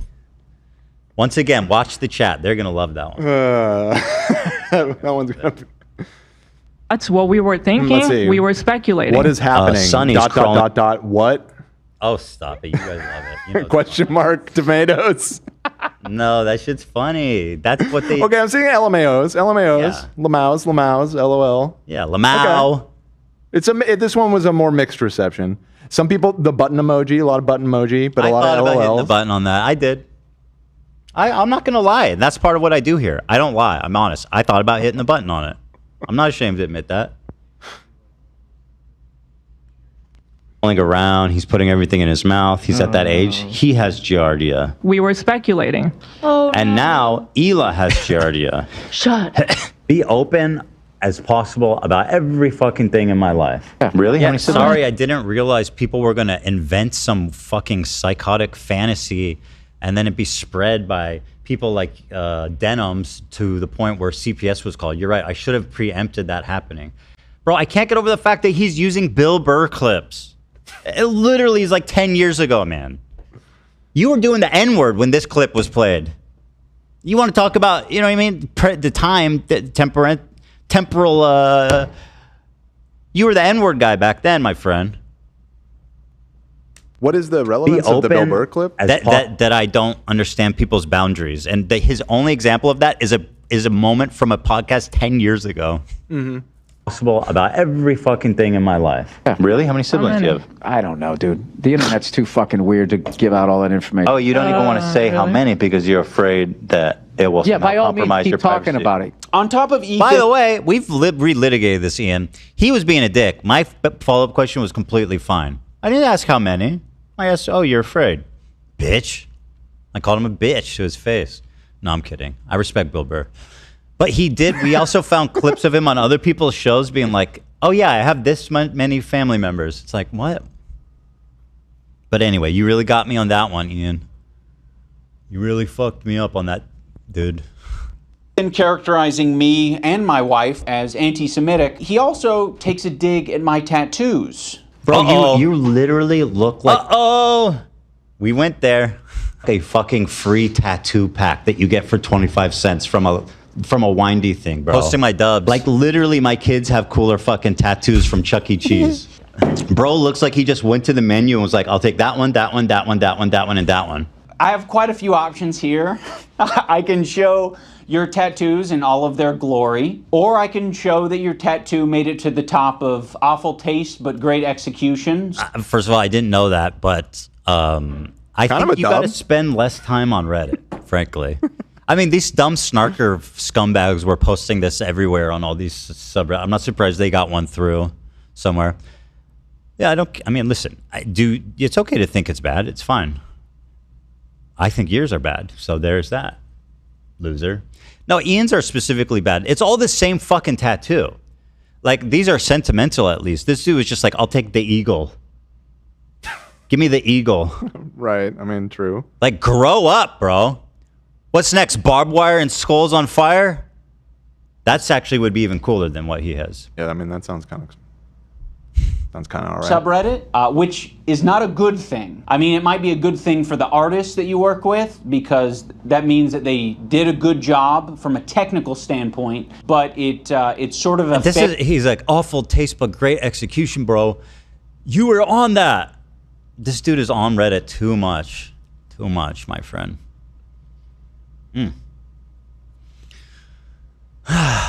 This is what happens when you listen to Snark. This man's life is ruined. Snark ruined this man's life. I don't know if his life's ruined. We'll see. We'll see. Seems like a little extreme. The story's not over. This event is not happening. Oh, 10 gifted podcast memberships from Hila Klein. Oh, hello, Hila. And a $10 donation that says shout out from the Kaka House. From the what house? From the Kaka House. Oh, Kaka House, represent. Ethan was dumping... Yeah, and... By the way, something that I wanted to read, there was a post by a doctor, and this is really the main point of it. This is by a parasitologist, a person who studies parasites. Oh. So this is their opinion on Ian's justification of calling CPS. I'm the head mod of parasitology. Dude, that's credentials. And our parasite. Okay, I'm not gonna take anything away from this person, but I don't know if that counts as a credential. Well, being how about the they have a moderator of the PhD in biology? Yeah, that sure. And I have even named a parasite species. Okay, I mean that's actually super cool. What about the movie Parasite? Are they in? What do they think of the film Parasite? Yeah, that's true. I'll ask. Interesting. Did they star in it even? I'm the dude in the basement. Spoiler, dude. Whatever, that movie's dumb. God. That movie's so overrated. Oh my god. What? That's a good movie. It's not. Overrated? Overrated. Shut Boring. up, bro. Oh, give me a fucking It's a break. beautiful movie. Give me a break. You love that? Yeah, it's a good movie. Dude, that movie's fucking awesome. I'm the only one. Okay. Yeah, you are. I think you are. Okay. Yeah. Well, let's say okay. Let's drill down a little bit. You say it's overrated. That doesn't actually necessarily mean because it won Best Picture, right? So you Yes. think maybe so. Was there another film that year that you were really pulling for?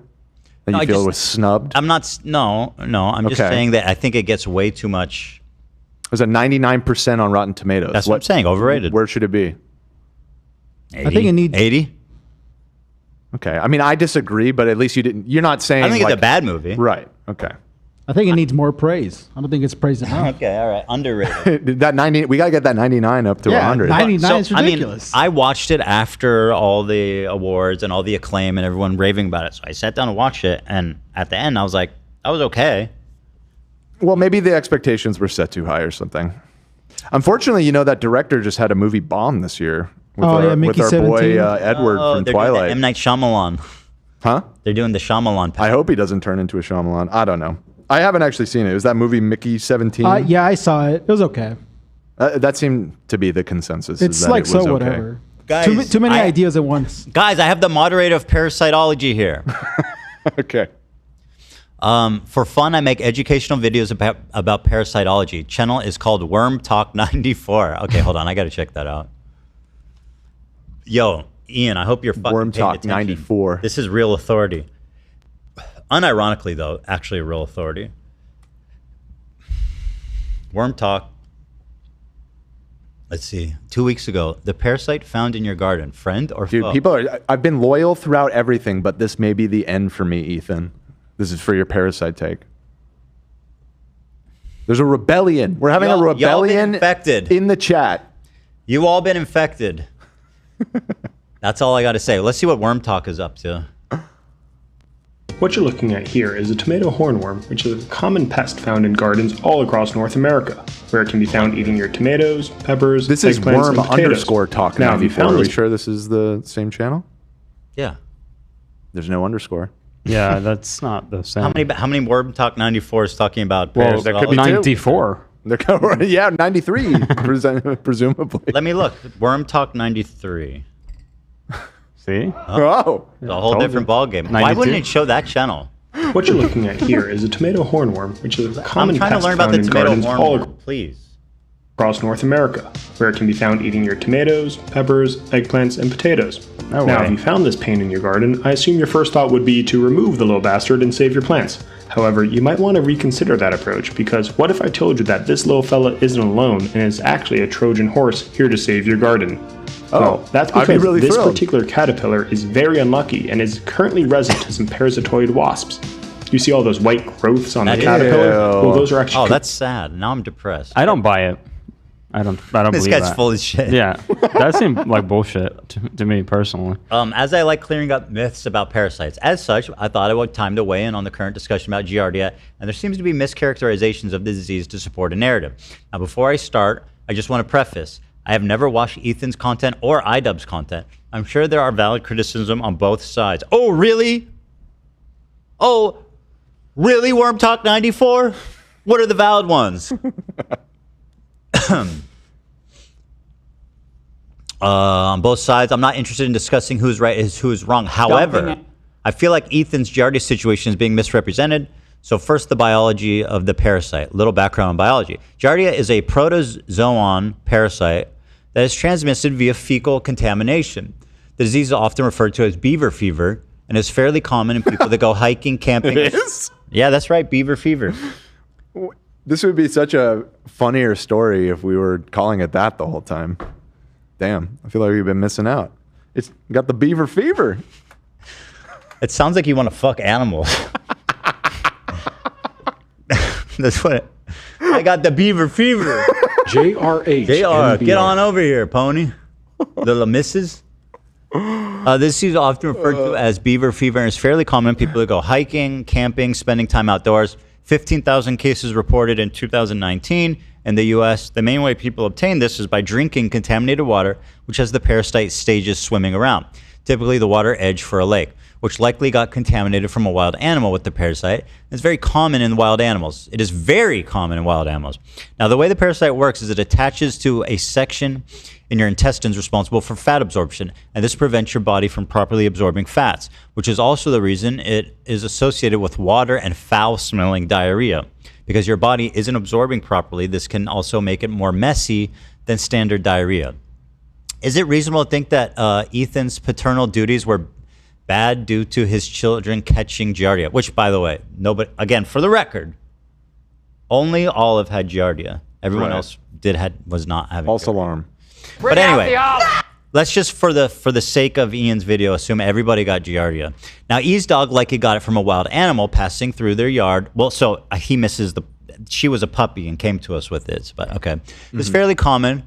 I know of people whose dogs have had Giardia, and I'm in New Jersey. Now, once his dog had Giardia, it probably made a mess both in the yard and probably had accidents in the house. She never pooped in the house or had an accident in the house. This is common under any circumstance. Unfortunately, E has young kids who put everything in their mouth. So this easily could have happened in the yard or in the house. A dog could have had some residual material on it that could have easily spread to a child, or child could have picked up a contaminated piece of grass, or the dog could have licked it in the mouth, etc. There's literally tons of options, and it's not really that hard to imagine. Again, this is a very messy illness, so it's not hard to believe that feces would be everywhere. Also, children love to not only put things in their mouth, they often put their hands in other people's mouths too, which could have helped the parasite spread from person to person. Lastly, Giardia takes a few weeks to develop, 1 to 3 weeks. Oh, well, then if I knew that, then I would have known it wasn't that. Yeah. Right. Because it was like it was shortly after, a day or two after you adopted the dog. Yeah. When you're here, your family. So his child could picked up the disease well before they realized their dog has something wrong. Other fecal oral parasite diseases that are super common in America. Fecal oral parasites are not indicative of an unsanitary household when children get infected. Children are just a little gross sometimes, putting everything in their mouths, and fecal oral disease in children is fairly common. Another extremely common parasite found in children is pinworms, with 20% of all American children getting pinworms. Really? I don't want to even know what that is. 20%? I could just tell from the name that it's gross. Horrible. Let's not. Yeah, Pinworm? No follow-up No way. over here. No way. This is also a fecal oral parasite that is common in daycares because children scratch their asses, touch toys, and put those toys in their mouths. Additionally, polio was also a fecal oral disease that is only not present in America due to vaccines. I actually had no idea that that's how polio spread. I didn't know that either. Yeah. I guess we're kind of blessed to not know that because we don't really have to, because polio is mostly eliminated. Well, we're working on that. We're working on bringing it back, baby. You know, our kids have it too easy. Oh, and you run it. I have a friend named Jeff. He grew up with polio. He grew a lot of character from having it. Brown liquid. His pockmarks as an adult, he looks very distinguished. I knew O.J. Simpson came to my house. It never ends with him. Harvey Weinstein. Who else? Go on. Anyway, Bill Cosby came to my house. Why are you listening to all these predators? What was going on at the Kennedy house? Yeah, dude. What did you do? Was CPS called justified? Calling CPS on this is a disgusting act and not warranted. Feel free to criticize, but to entertain that CPS call was justified and to mess with someone's kids is totally not okay. Upon watching the most recent Ian video, I found that he defended this point, not super overtly, but he at least played it down and justified it a little. Wrong. I found it wrong and gross. You can have beef with each other and acknowledge that messing with someone's kids and also wasting CPS resources on a pointless visit is a bad thing that should 100% be condemned. So too long didn't read. E isn't a bad father for Giardia infections occurring in his house. This is a disease transmission makes a lot of sense due to the habits of children. And anyone who is agreeing with the CPS call is letting bias influence their opinion. And all parties should be able to agree that CPS call was super fucked up. I tried, and then another edit. I tried posting this on Idubbbz subreddit and got permanently banned. Well, you tried. But that's okay. That's kind of where I was coming from when I told the story. I'm like, yeah, I mean, there's a million different ways it could have happened. I mean, but okay. So let's call CPS. Anybody who's being honest knows that that wasn't justifiable. Like What a all any of these people have to say is like, that was fucked up, and I shouldn't have pushed There's that something narrative. with these people and Hasan. They cannot concede any ground for any reason. The vast majority of people are are not remembering anything that happened to them at 3. That seems a little. Oh boy. You have maybe 1 or 2 memories. How do you know how many memories I had at 3? So everyone in chat here has What are you, a Professor collection, X? like 50 plus memories of when they were 3 years old. What an idiot. What a stupid loser idiot. What a Wake fucking up. collection of the dumbest people on earth. No. They're like, hey guys, let's get the dumbest people on earth and let's all become friends with each other. No. And then let's boost Ethan's career. The guy that let's be the best boost to Ethan's career since Frenemies happened. Thank you guys. Failure in every other aspect, particularly the decision-making aspect. That's if fine. you want to go tattoo for tattoo, Ethan, we can do that. You want to keep it to others? I don't need to go tattoo for tattoo. You only have one tattoo. They're all the same fucking tattoo. That's not totally true. That is, bro. This How guy. is it? What does that even mean? No, I'm not following you. He doesn't have just one tattoo. No, but it's all the same dumb shit. Right, I get it. You think it's like the tattoos from the quarter machine. He put that on his whole fucking body. Like, he didn't even keep any real estate for like anything like his kids or some shit. His kids don't get any real estate.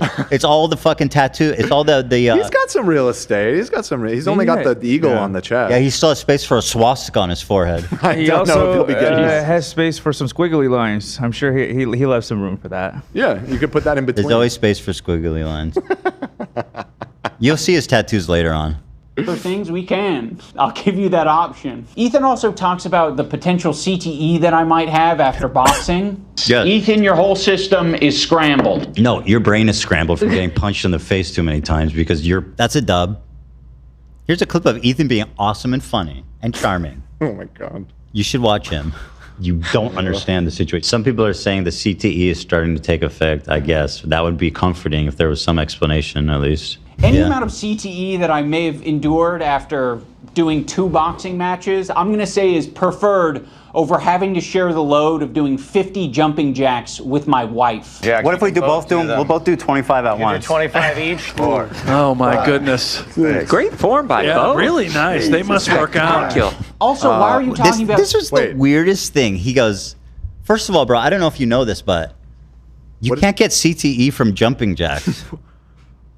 What is his point? I'm not following this one. He's saying that I would rather have CTE than do jumping jacks with my wife. Why? He has CTE, Dan. I don't. I'm trying to engage with this in good faith and understand the point he's trying to make. Does anybody here have an explanation? I think what he's saying is it's so embarrassing that you had to share the jumping jacks with your wife that it's preferable to have CTE. That's the only. Let me play it again for everyone in back. That I may have endured after doing 2 boxing matches, I'm going to say is preferred over having to share the load of doing 50 jumping jacks with my wife. Yeah. What if we we'll both do 25 at once? 25 Okay. He's saying you're weak. He's I'm saying weak. you're not athletic. I can't. Okay, do, I didn't catch the whole. Yeah. It was supposed to be 50, but you had Hila do 25 for By the you, way, which is funny. And by the way, a terribly crafted joke. The vast majority of people would have no fucking clue about the context. I was really, my head was spinning on that, but I guess I get there. It still doesn't quite. It's not. This a is great not a comparison. 1-for-1. Not at all, because you got punched in the face. And I'm not talking about athleticism. Jacks. We're talking about brain damage. Yeah. Jumping jacks doesn't cause brain damage. Well, he's saying that boxing's cooler than doing jumping jacks too, I feel, right? Because he's like, I did 2 boxing matches and got CTE. Of course, and you can't even do 50 it is jumping cooler jacks. than doing jumping jacks, but I still don't really know what the own is there. Listen, you make your decision. I'd rather do the jumping jacks than get the CTE. Keep playing it. All right. Wait, Chad. My goodness. Chad had a good point. They called you out. They said you made fun of him for saying that. You said he has all the same tattoos and you have 3 dog tattoos. They're different dogs. Jesus. Come on. Can't you Well, get 2 are the same, right? Okay, 2 Closer are the than same. an eagle and a These sword. are both different. Okay. Then also I have this one's that's different. Right. Come on. Really? I don't care. You don't have to like my tattoos. I still think it's funny to make fun of his because his I feel are specifically dumb. Well, yeah. I mean, that's going to come down to a taste thing. Yeah, so. exactly. I'm not even going to defend my tattoos. There's plenty of people that can say they don't like it, and that's fine with me. I'm not going to get defensive about it. Not going to get fucking defensive about it. Dumbass loser, idiot. You would never. Great form by both. Really nice. They must work out. Also, why are you talking about CTE at all? Like, you've continually illustrated that you can't keep track of anything. It came up because what does that have to do with brain damage? Me being a kooky, goofy, silly man doesn't mean that I have brain damage. His brain isn't damaged. He's just kind of dumb. I was born this way, motherfucker. What the hell kind of comparison is this? They were talking about it on their fucking podcast. By the way, they're the ones that started this conversation by talking about it on the podcast. Be like, hey, I'm not getting involved. I think that was their response after you guys initially called them out. He can't even keep straight who attacked who first. He thinks that our podcast where we're expressing... You're coming off a little special needs. Stop, Howie. That is not appropriate. It's CTE, Howie. I think so. It's not. Don't you think so? It's out of his control. A wet anus. That's how you catch sympathy polio. for him and Hila was the impetus for him talking shit about us. I much prefer boxing-induced CTE than harassment-induced CTE. You don't get CTE from harassing people. What the fuck kind of... You don't get brain damage from doing a podcast. What the hell is your point? I think he's making a joke. But it doesn't make any sense. Yeah. I'd rather get CTE boxing than CTE doing a podcast. What the fuck is the... What? Also... Getting harassment. Also, can we be so serious for a minute and just acknowledge that this is definitely a picture of me taking out? Probably. Well, it is. Not that it matters because Anissa said, accused me of being on drugs, so they really don't give a fuck about weaponizing that, so... Jewish. What would I expect from people with tattoos like we that? We know he's Jewish, Anissa. They were obviously Jewish. Yeah. No, I picked up on that. What do you mean, obviously? Well, it's on the obvious. sign. It is obvious. Okay. Oh, yeah, now it is. Yeah. I wouldn't have I mean, it's fine. She can say something as long as she doesn't have any weird off-color opinions about Nazis, then... As terrible as the Holocaust was, fuck. obviously it was horrendous, and how disgusting the doctor was that did the experiments on people. It was gay people, handicaps, twins. Stop. I've heard enough. Obviously Jewish. I love how the Jews are an afterthought. Or they did it on Jewish people. I much prefer boxing-induced CTE than harassment-induced CTE. Ethan acts like we're such great friends and that he shared such intimate moments with me, but it's all horseshit. He's lying. The whole thing is a fucking lie. He's manipulating his audience. We did not have a close relationship. I genuinely think this dude must have lost all of his long-term memory and his life restarted after the second creator clash. The last time he got bopped in the dome. I mean, you can only speak on that. Why? Because I don't know how no, close. Well, I mean, look, that's between all y'all. Look, it's fucking stupid. We're each other's biggest collaborators. We made dozens of videos together. What the fuck? We're obviously friends. I mean, I don't understand the whole idea of trying to deny it. It's just weird. If you let it play a little longer, he's making a point about not answering his text. Because when I was watching this at first, I was like, that's a bad point. But all right, let's hear it. I am not going to play it. Hey, guys were buddies for a long time. Beaver Fever, one time, right? Check it out. Beaver Fever, bring that thing over here, a little fleshlight, furry little fleshlight. Stop. Come on over here, baby. Talk to me. Awooga. Humana. What's your argument? Tongue falling out onto the table and all right, unrolling like a red carpet. Am I right? This video is so dumb and bad. It's so much fun watching it. All right. Hey, dude, we should talk this out. And I was like, I don't feel like having this conversation right now. That's it. So Ian kept trying to get me on the phone or text with me. And I told him, dude, honestly, I don't feel like having this conversation right now. Okay. Fair, right? I just didn't want to do it. Okay? Just in that particular moment, and then at all. Well, it turns out I didn't want to talk to him at all. Okay. If the relationship was that close, you would have talked to me on the Nah, phone. it was dead. You had chosen your side. This was after CPS came, and like I said, bro, shit changed that minute that happened. And guess what? I was right, because you literally just you just said the CPS call was warranted. So how the fuck am I wrong for assuming that you're a giant dickhead? And I didn't want to get on a phone call and litigate Israel-Palestine with you, or whatever fucking dumb shit you wanted to talk about. So no, I don't want to talk to you. And I considered our friendship over by that point. So yeah.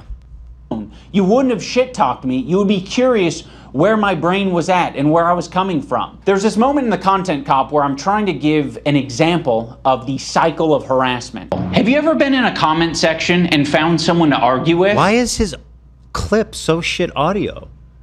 It's like he ripped this from Snark. It's not the same quality. Look at this. The cycle of harassment. Have you ever been in a comment section and found someone to argue with? It doesn't stop. What's from it can literally. It's not his own video. This is pulled from our reaction stream, right? No, but why does it sound so doo-doo? I think whatever version they ripped from YouTube is just like really low quality. Some of those YouTube rippers like default to like 480p or something. So maybe something like that. Okay, I mean, I Speculating. like to think of it in other ways. Really go on forever. Look, oh guys, he has a fucking eagle tattoo on his chest. I've always loved eagles. Eagles are so special to me. If you don't want to touch grass. I mean, yeah, this was kind of... Okay, what does that have to do with me? I don't know. Are you okay? Ethan and Ela act like they have no idea what I'm talking about here. So, I mean, maybe they don't. It's a very obvious and easy to digest point. That's why I made it that way. I'm going to explain it here so everyone on the internet understands. When you have a podcast where you are constantly emotionally dumping and saying things just off the top of your head, and you're attacking other people randomly. Who's dumping, Zach? Who's the one doing the dumping? Ethan was dumping. No, not that. The one where he admits to dumping on his own show. What do you mean, not that? He says, I like to do this podcast. I like to dump. Ethan was dumping. All right, fine. It's just me. That's all he's got. Maybe from your perspective, it's not attacking. Maybe you're just commenting on someone else's situation. He's got to be one of the most visually repulsive people. FaZe Banks, like, in my opinion, he's somewhat repulsive to look at. And being pedophile. Pirate Software was like weird about. It. By the way, my hair looks Why you gotta do insane. my boy Banks like that so dirty? No, I think I was talking about Mike from PA. No, you weren't. Talking about You Banks? just said FaZe Banks. You're talking about Brother Banks. How the fuck could you say that about FaZe Banks? Don't double down. Don't do it. No comment. No, do it. No comment. He just looks a little like greasy. You know what I mean? Blanks. He looks like a little sandy, a little greasy. That's all. I think. Like I imagine he has looks sand in his fine. bed. Let me look up. What did you just say? FaZe Banks has sand in his bed. Okay, that might be true. That doesn't have anything to do with his looks. Can we appreciate how insane my hair looks? Yeah. Now that's a broccoli cut. That you were trying like to put the that guy on Hasan the other day, but that's a genuine broccoli cut. I right agree. there. That looks insane. Old voice, it's so lame. What an obnoxious loser. She goes, I can't believe these people are so obnoxious. And he looks like a Yeah. Yep. You saying you got a problem with the way this guy looks? On my screen, Nate? Again, no comment. Right? My seed is all over this place. Did you send me a picture of a dick? That's Brother Banks, bro. Do you see what I'm seeing? It looks like a dick. No, I didn't see that. That's Oh my god. I can pull it up. It's not a dick. No. Don't fucking oh my god me, bro. I thought this was the head of the dick and this was the hole. You don't see it? H3 humor. Friar Banks. We don't need to go here. Banks is fine. Banks is fine in my book. He's all good. I can't believe you did. Jesus. Wait, we were saying Brother Banks. That's where the nickname comes from. No, not that you said that, but that his snap judgment was that, did you just send me a dick pic? It looks like it. No. Especially even smaller. No. Love wouldn't do that, of course. No, of course not. Idiot. Oops. Who's obsessed with me, dude? I But sound what super happens serious in when that other one. people comment on your situation? It doesn't feel too good, does it? But he's like, no, dude, what the fuck is your point? I don't care if people shit talk me. I care when people lie about my kids crawling around in dog shit and their community saying call CPS. What the fuck are we talking about, Right. dude? You definitely care about that more. Listen, I'm not going to be like denim. I'm not. Talk about me. You know what I mean? Let's do it. That's not what I'm. What a stupid asshole. Just make it seem like that's what I care about. It's criticism that I'm mad about. God damn. Actually, Ethan, the fucking Jew bag. Fuck this Jew bag Zionist baby killer, guys, right? I don't know if that's what the Listen, video... I stand by all those gags because of who you teamed up with. You're like, let me get the anti-Semitism super squad together. Goebbels. Charles Manson. I don't know if was he had done swap. Oh, yeah. Yeah. Oh, yeah. Hasan. I don't think that Hasan Okay, is on maybe the same that's level. hyperbolic. Maybe that's hyperbolic. I take, yeah, maybe a little bit. Charles Manson and Goebbels. Yeah. Charles Manson and Goebbels walk into a bar. I don't know where it goes from there. That is the back and forth I'm describing. You might have thought we were just saying that Ian and Anissa are bad friends. Well, guess what? We didn't take it that way. Okay, take it however you want, dumbass. It's like, fuck everybody, and I don't want to hear any excuses. You're not By the way, that was me saying, now that CPS has been called, I don't care about anything, and I don't want to hear any excuses. Sound like an excuse to me, sir. Friend, and you never were, and you never will be. You never will be. What we took it as is Ethan and Neil are shit-talking us. They just implied that we are okay with people using CPS as harassment. You just said it was... You said it was justified, though, in this Holy video. fuck, man. I don't... Dude. You absolutely could make that argument, but he just 10 minutes ago was explaining why it's totally understandable why people would call CPS. Of course they called CPS. Right. Yeah, no, that's... You can't have it both ways on that one. Man. Man, oh man. I can't wait to watch him make a video that's not about me. The snarkers are going to leave. They only care about me. Kind of flattering in a way. Harassment, and now all of their fans are brigading us. So I am going to respond in kind and make a content cop. So yes, that is what the cycle of harassment looks like. Okay, what does that have to do with me? I don't know. How about you fucking Nazis? How about that? You might think that all of the harassment you're getting has everything to do with your politics and your idea of Israel-Palestine. No, it has to do with you holding a sword with a swastika as the hilt. But okay. Go ahead. It's about Israel-Palestine. A lot of my gripes were centered around you dragging me into your shit. You know, you knew that you were going through a lot, and you were saying, I'm hurting. I'm now going to make them hurt because they're not putting their head on the chopping block. I didn't ask you to put your head on the... piece of shit. All right, buddy. I wasn't asking you to put your head on a chopping block.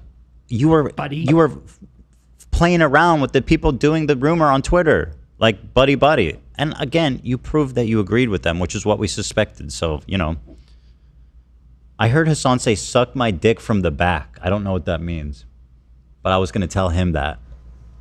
You're not living, buddy. What does it mean? How does that even happen? I feel like it's fairly self-explanatory. But the dick doesn't bend like that if it's hard. Well, maybe... You'd have to be soft. I don't know. Cow, bro. That just doesn't sound like a good blowjob. You're right. The logistics of it don't sound particularly comfortable. I don't see how that benefits anybody. Them or the receiver. Cow style. Sure, there's anti-Semitic people that are attacking you guys, but they're not me. They're not Anissa. I love him and Hasan. They always go this. Yeah, there's anti-Semitic people. There's a ton of it. It's everywhere. Not me, though. Okay. Let me tell you what's anti-Semitism. Please call into the show, Ian. I'd love to talk to you. In fact, I need you to brief me on what is and isn't. Don't do that, Ian. Call in, Ian. Don't do that. Come. It's not Hasan. It's not all these other creators that you're attacking. You're not the biggest victim on the internet, Ethan. Play the Tim Pool thing. It's not me. You know what it is? It's not me. It's everybody else. It's everybody else. Bear with me. Standing by. We're going to finish this thing. We actually are almost out of time. What's you know what the problem is, though? It's definitely not me. What's the problem? It's definitely not me. Okay, what is it? Oh, you went a different route.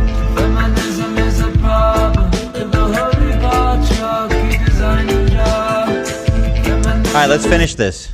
Other people can experience a horrible fucking time. And guess what? They're not getting this other benefit, which is 26,000 viewers. You're getting a lot of money and a lot of content, a lot of things that you care about from these beefs and from this harassment. There are a lot of people that you've just bullied and they have nothing to gain out of it. Frogan isn't making a bag from this. She's not getting content out of this. She should probably shut the fuck up. What is happening? Who am I harassing? Frogan doesn't need to shut the fuck up anymore. She's a friend of the show. You know what?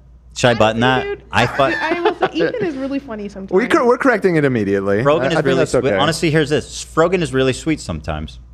There you go. That's a very nice thing to say. Maybe we can tear these walls down, Mr. Gorbachev. You know, if you don't want to get harassed, let's say by a gorilla. That's me. Are you the gorilla? And Okay, you're walking through the forest, and this gorilla, he chills there. He's always there. You could just walk by, or you could poke it with a stick until it attacks you. That's my analogy. She's poking me.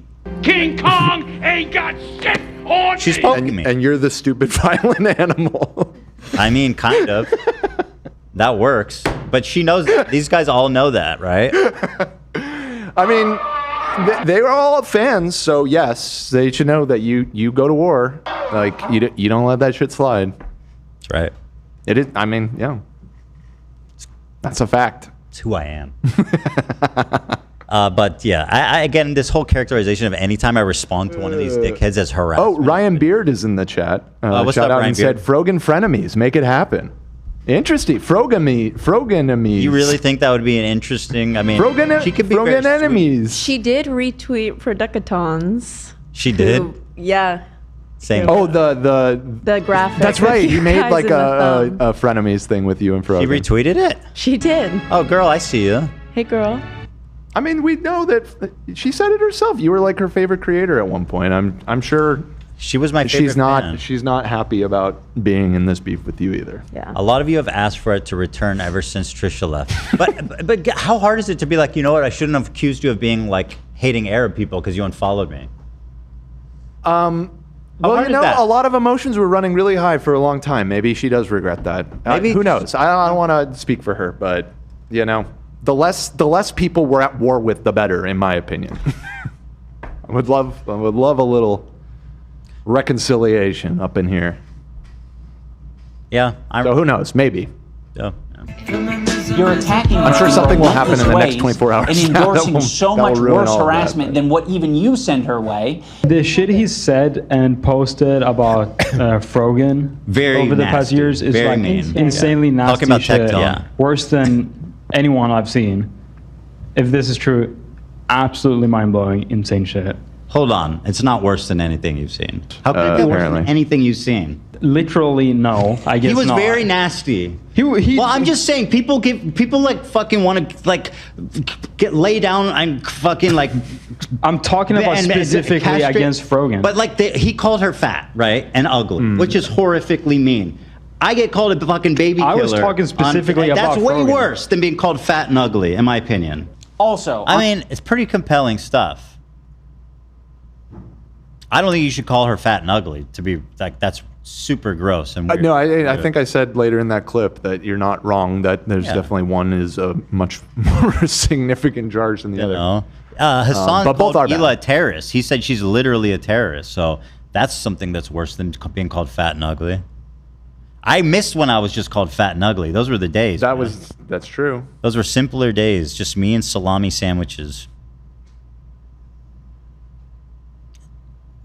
Missed them. On top of Ethan and the Hila salami constantly sandwiches victimizing or the themselves, days? I did notice that as soon as we didn't immediately jump, you can't to eat a Ethan and salami Hila's sandwich defense- now? No, I fuck with it still, but it was different back then. I was the. I know this means nothing coming from a disgusting vegetarian like me, but even back when I ate meat all those years ago, I never fuck with salami. It's gross. I love it. It's gross. I know. I fuck Well, with Zach that. loves salami. There's a lot of different kinds. Some are gross, some are great, in my opinion. I just Can I fuck with that? I don't like the cold cuts that are like look like bologna, that have like nuts and shit in it. You know what I mean? That's just nasty. Ethan took that to heart and he started to make that his employees' problems. Instead of just, sucking it up and taking it on himself, he decided to imply that Lena is going to have a problem with that. A lot of this is that shocking. He's like, I'm putting out this video calling out her boss, who's single-handedly promoting the fight, by the way. And oh, wait, you had a problem with that? Oh, that put you in an uncomfortable position?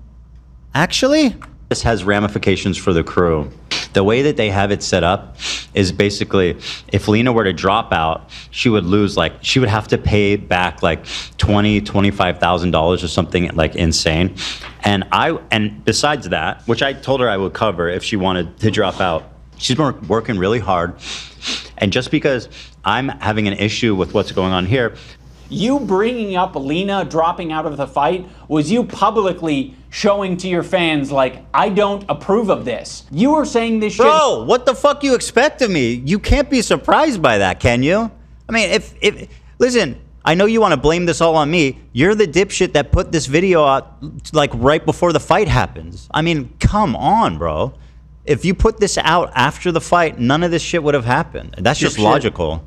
You're just an idiot, man. I don't know what to tell you. Dipshit. Of course I was going to be upset about it. Of course it was going to be weird for Lena. Are you dumb? Yes, the answer is. Before the content cop even came out. Which I told her I would cover if she wanted to drop out. But now you are saying that you... Yeah, because there was already... that was after we had started beefing with them a little bit. And I was like, if it's getting uncomfortable, if you don't want to participate, I'll pay for you to... I just gave her that option. That's it. I think that's a pretty nice thing to do, actually. I know somehow that's a bad thing. Didn't have a problem with any of it until I made the video. I was totally on board until the organizer put out a video calling me a psychopath for harassing his friend. Obviously, Is that crazy? He's like, you got mad that I made a video accusing you of hallucinating anti-Semitism. Here, apparently he's live tweeting. Call in, Ian. Don't. What's this? Makes a disgusting joke about having sex with Idubbbz. No, I didn't say about. No. That's what it sounded like, though, and that's why immediately I was like, that sounds fucking Ian are crazy, having bro. Sex. Right. I'm having sex with Ian. Play the fucking clip, Ethan. Ethan Klein makes a disgusting joke about having sex with Idubbbz's wife and echoes harassment Idubbbz and his wife have been victimized for years. Oh my God. God, we must protect poor Ian and Anissa from the terrorist Jews. I can't believe I felt bad for you. By the way, Anissa reached out. She wants to meet at the Motel 6 tonight at 11. Okay. Excuse me? Yeah, that came off. Because I'm gonna Yes, and that is why we interrupt. Because she's the cunt. But I explain it. I do explain it, though. That's the funny thing. Fuck him. If I was them, I would have just cut it there. But here, because she's the cuck. Right. This is actually piss poor. Okay. Clip Ian? shipping. Him. He's the cuck. Anissa reached out to me. You know, the first time that you made the Anissa the cuck joke, it hit really good. Well, and I feel like each subsequent one we're getting getting further and further. What was wrong with the one with that? I thought that just sounded weird. It kind of creepy.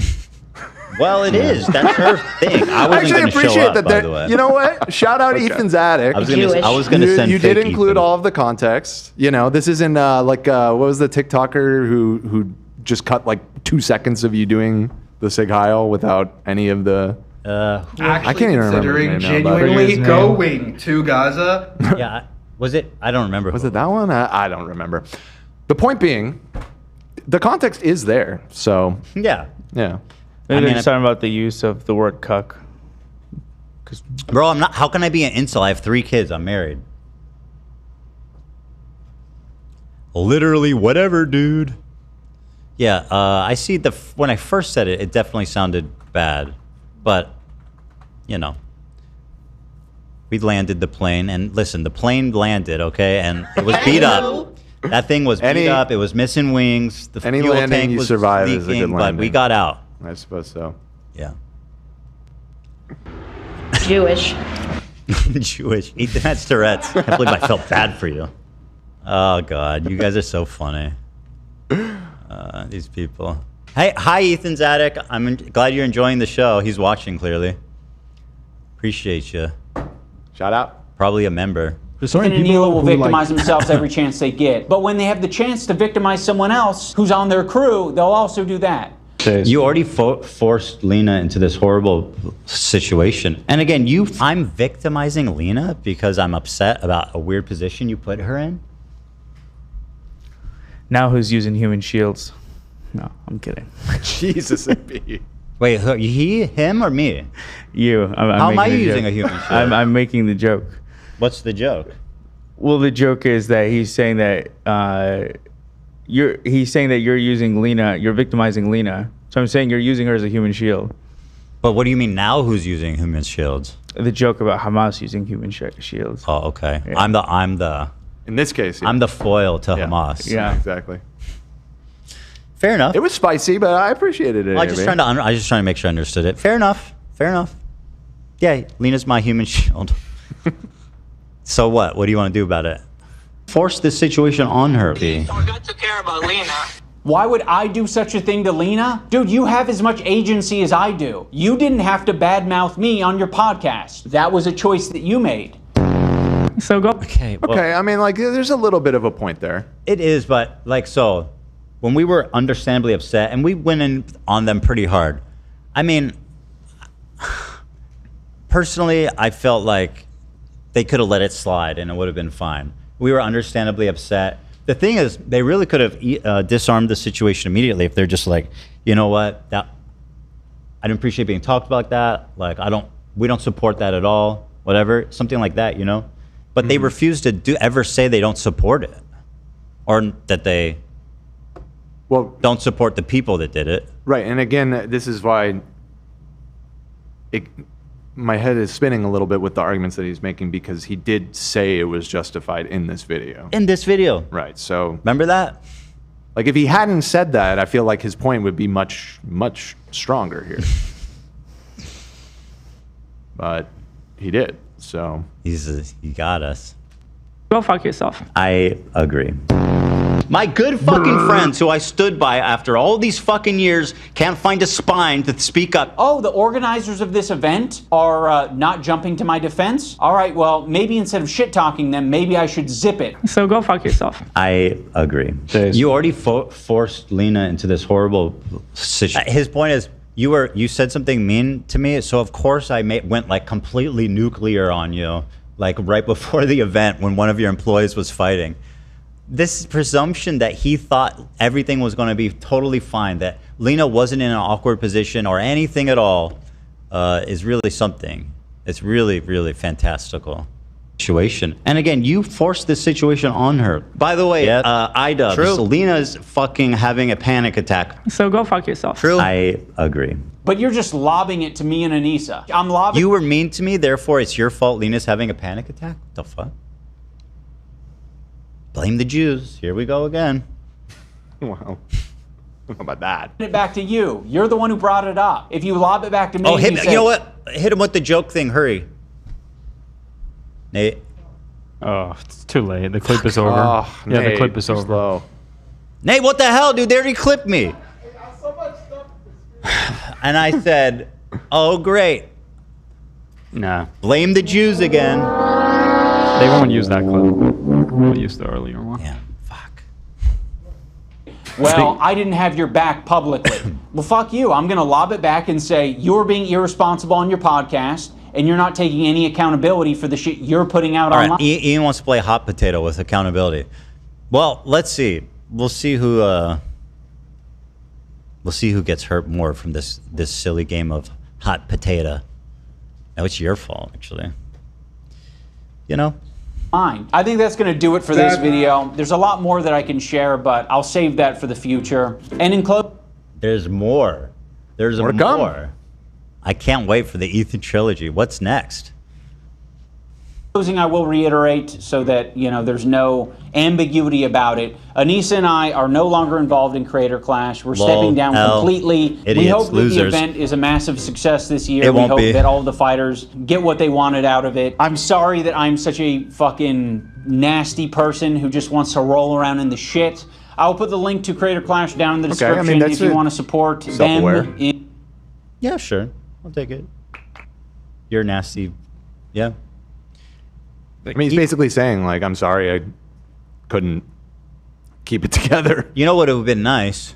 Giving the fighters a heads up before announcing they were quitting. That would have been a nice gesture. I think that's fair. That's good leadership right there. You know? In their mission to get creators to fight and raise money for charity, you can do that down there. I will be doing that on my own, and I hope you guys have a good time. Also, for all the people who touch grass, I want to remind you to click the That excludes all of us. Who are you talking to? If you're watching 30 minutes into the content deputy, I don't think you're... I don't think you've touched grass in a while. Everybody just turned us the video included. off. I'm not accepting us. No, I don't touch grass. Grass is insane. It gives you a rash. It's icky.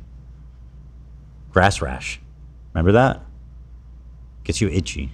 Like button on this video, not so it goes in your algorithm or anything, just specifically this is it. So that we can add a counter narrative, or I can get an idea of how much AstroTurf. He's begging people to like his video in fucking 2025, bro. We all agreed that was like the cringiest thing to do years ago. No, we didn't agree. You've been saying that. We've always said you should encourage people to tell. Smash that like button. Smash that like button, hit subscribe, all that stuff. Thank you, Nate. We made a video together making fun of these smash the like button guys. Oh, you and Ian did? Yeah. Oh, okay. When you said we, I thought you meant us. Or wait, we do not agree with you At on least that. we did the joke together. I don't know if we made the video together. We've done that joke before, though. I got you. Not so it goes in your algorithm or anything. Well, you got to listen to Hope this. you guys have a good time.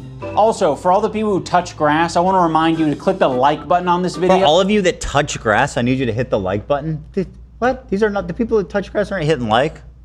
Not so it goes in your algorithm or anything, just specifically so that we can add a counter narrative, or I can get an idea of how much astroturfing is out there, because I know that a lot of these fuckers, they love their dislike button extensions. And I saw that shit and I was like, what the fuck? These are all like fabricated numbers. The like-dislike ratio was like 80-20 on my video, and then they tried to create a narrative of like, no, people actually hate this content cop, guys.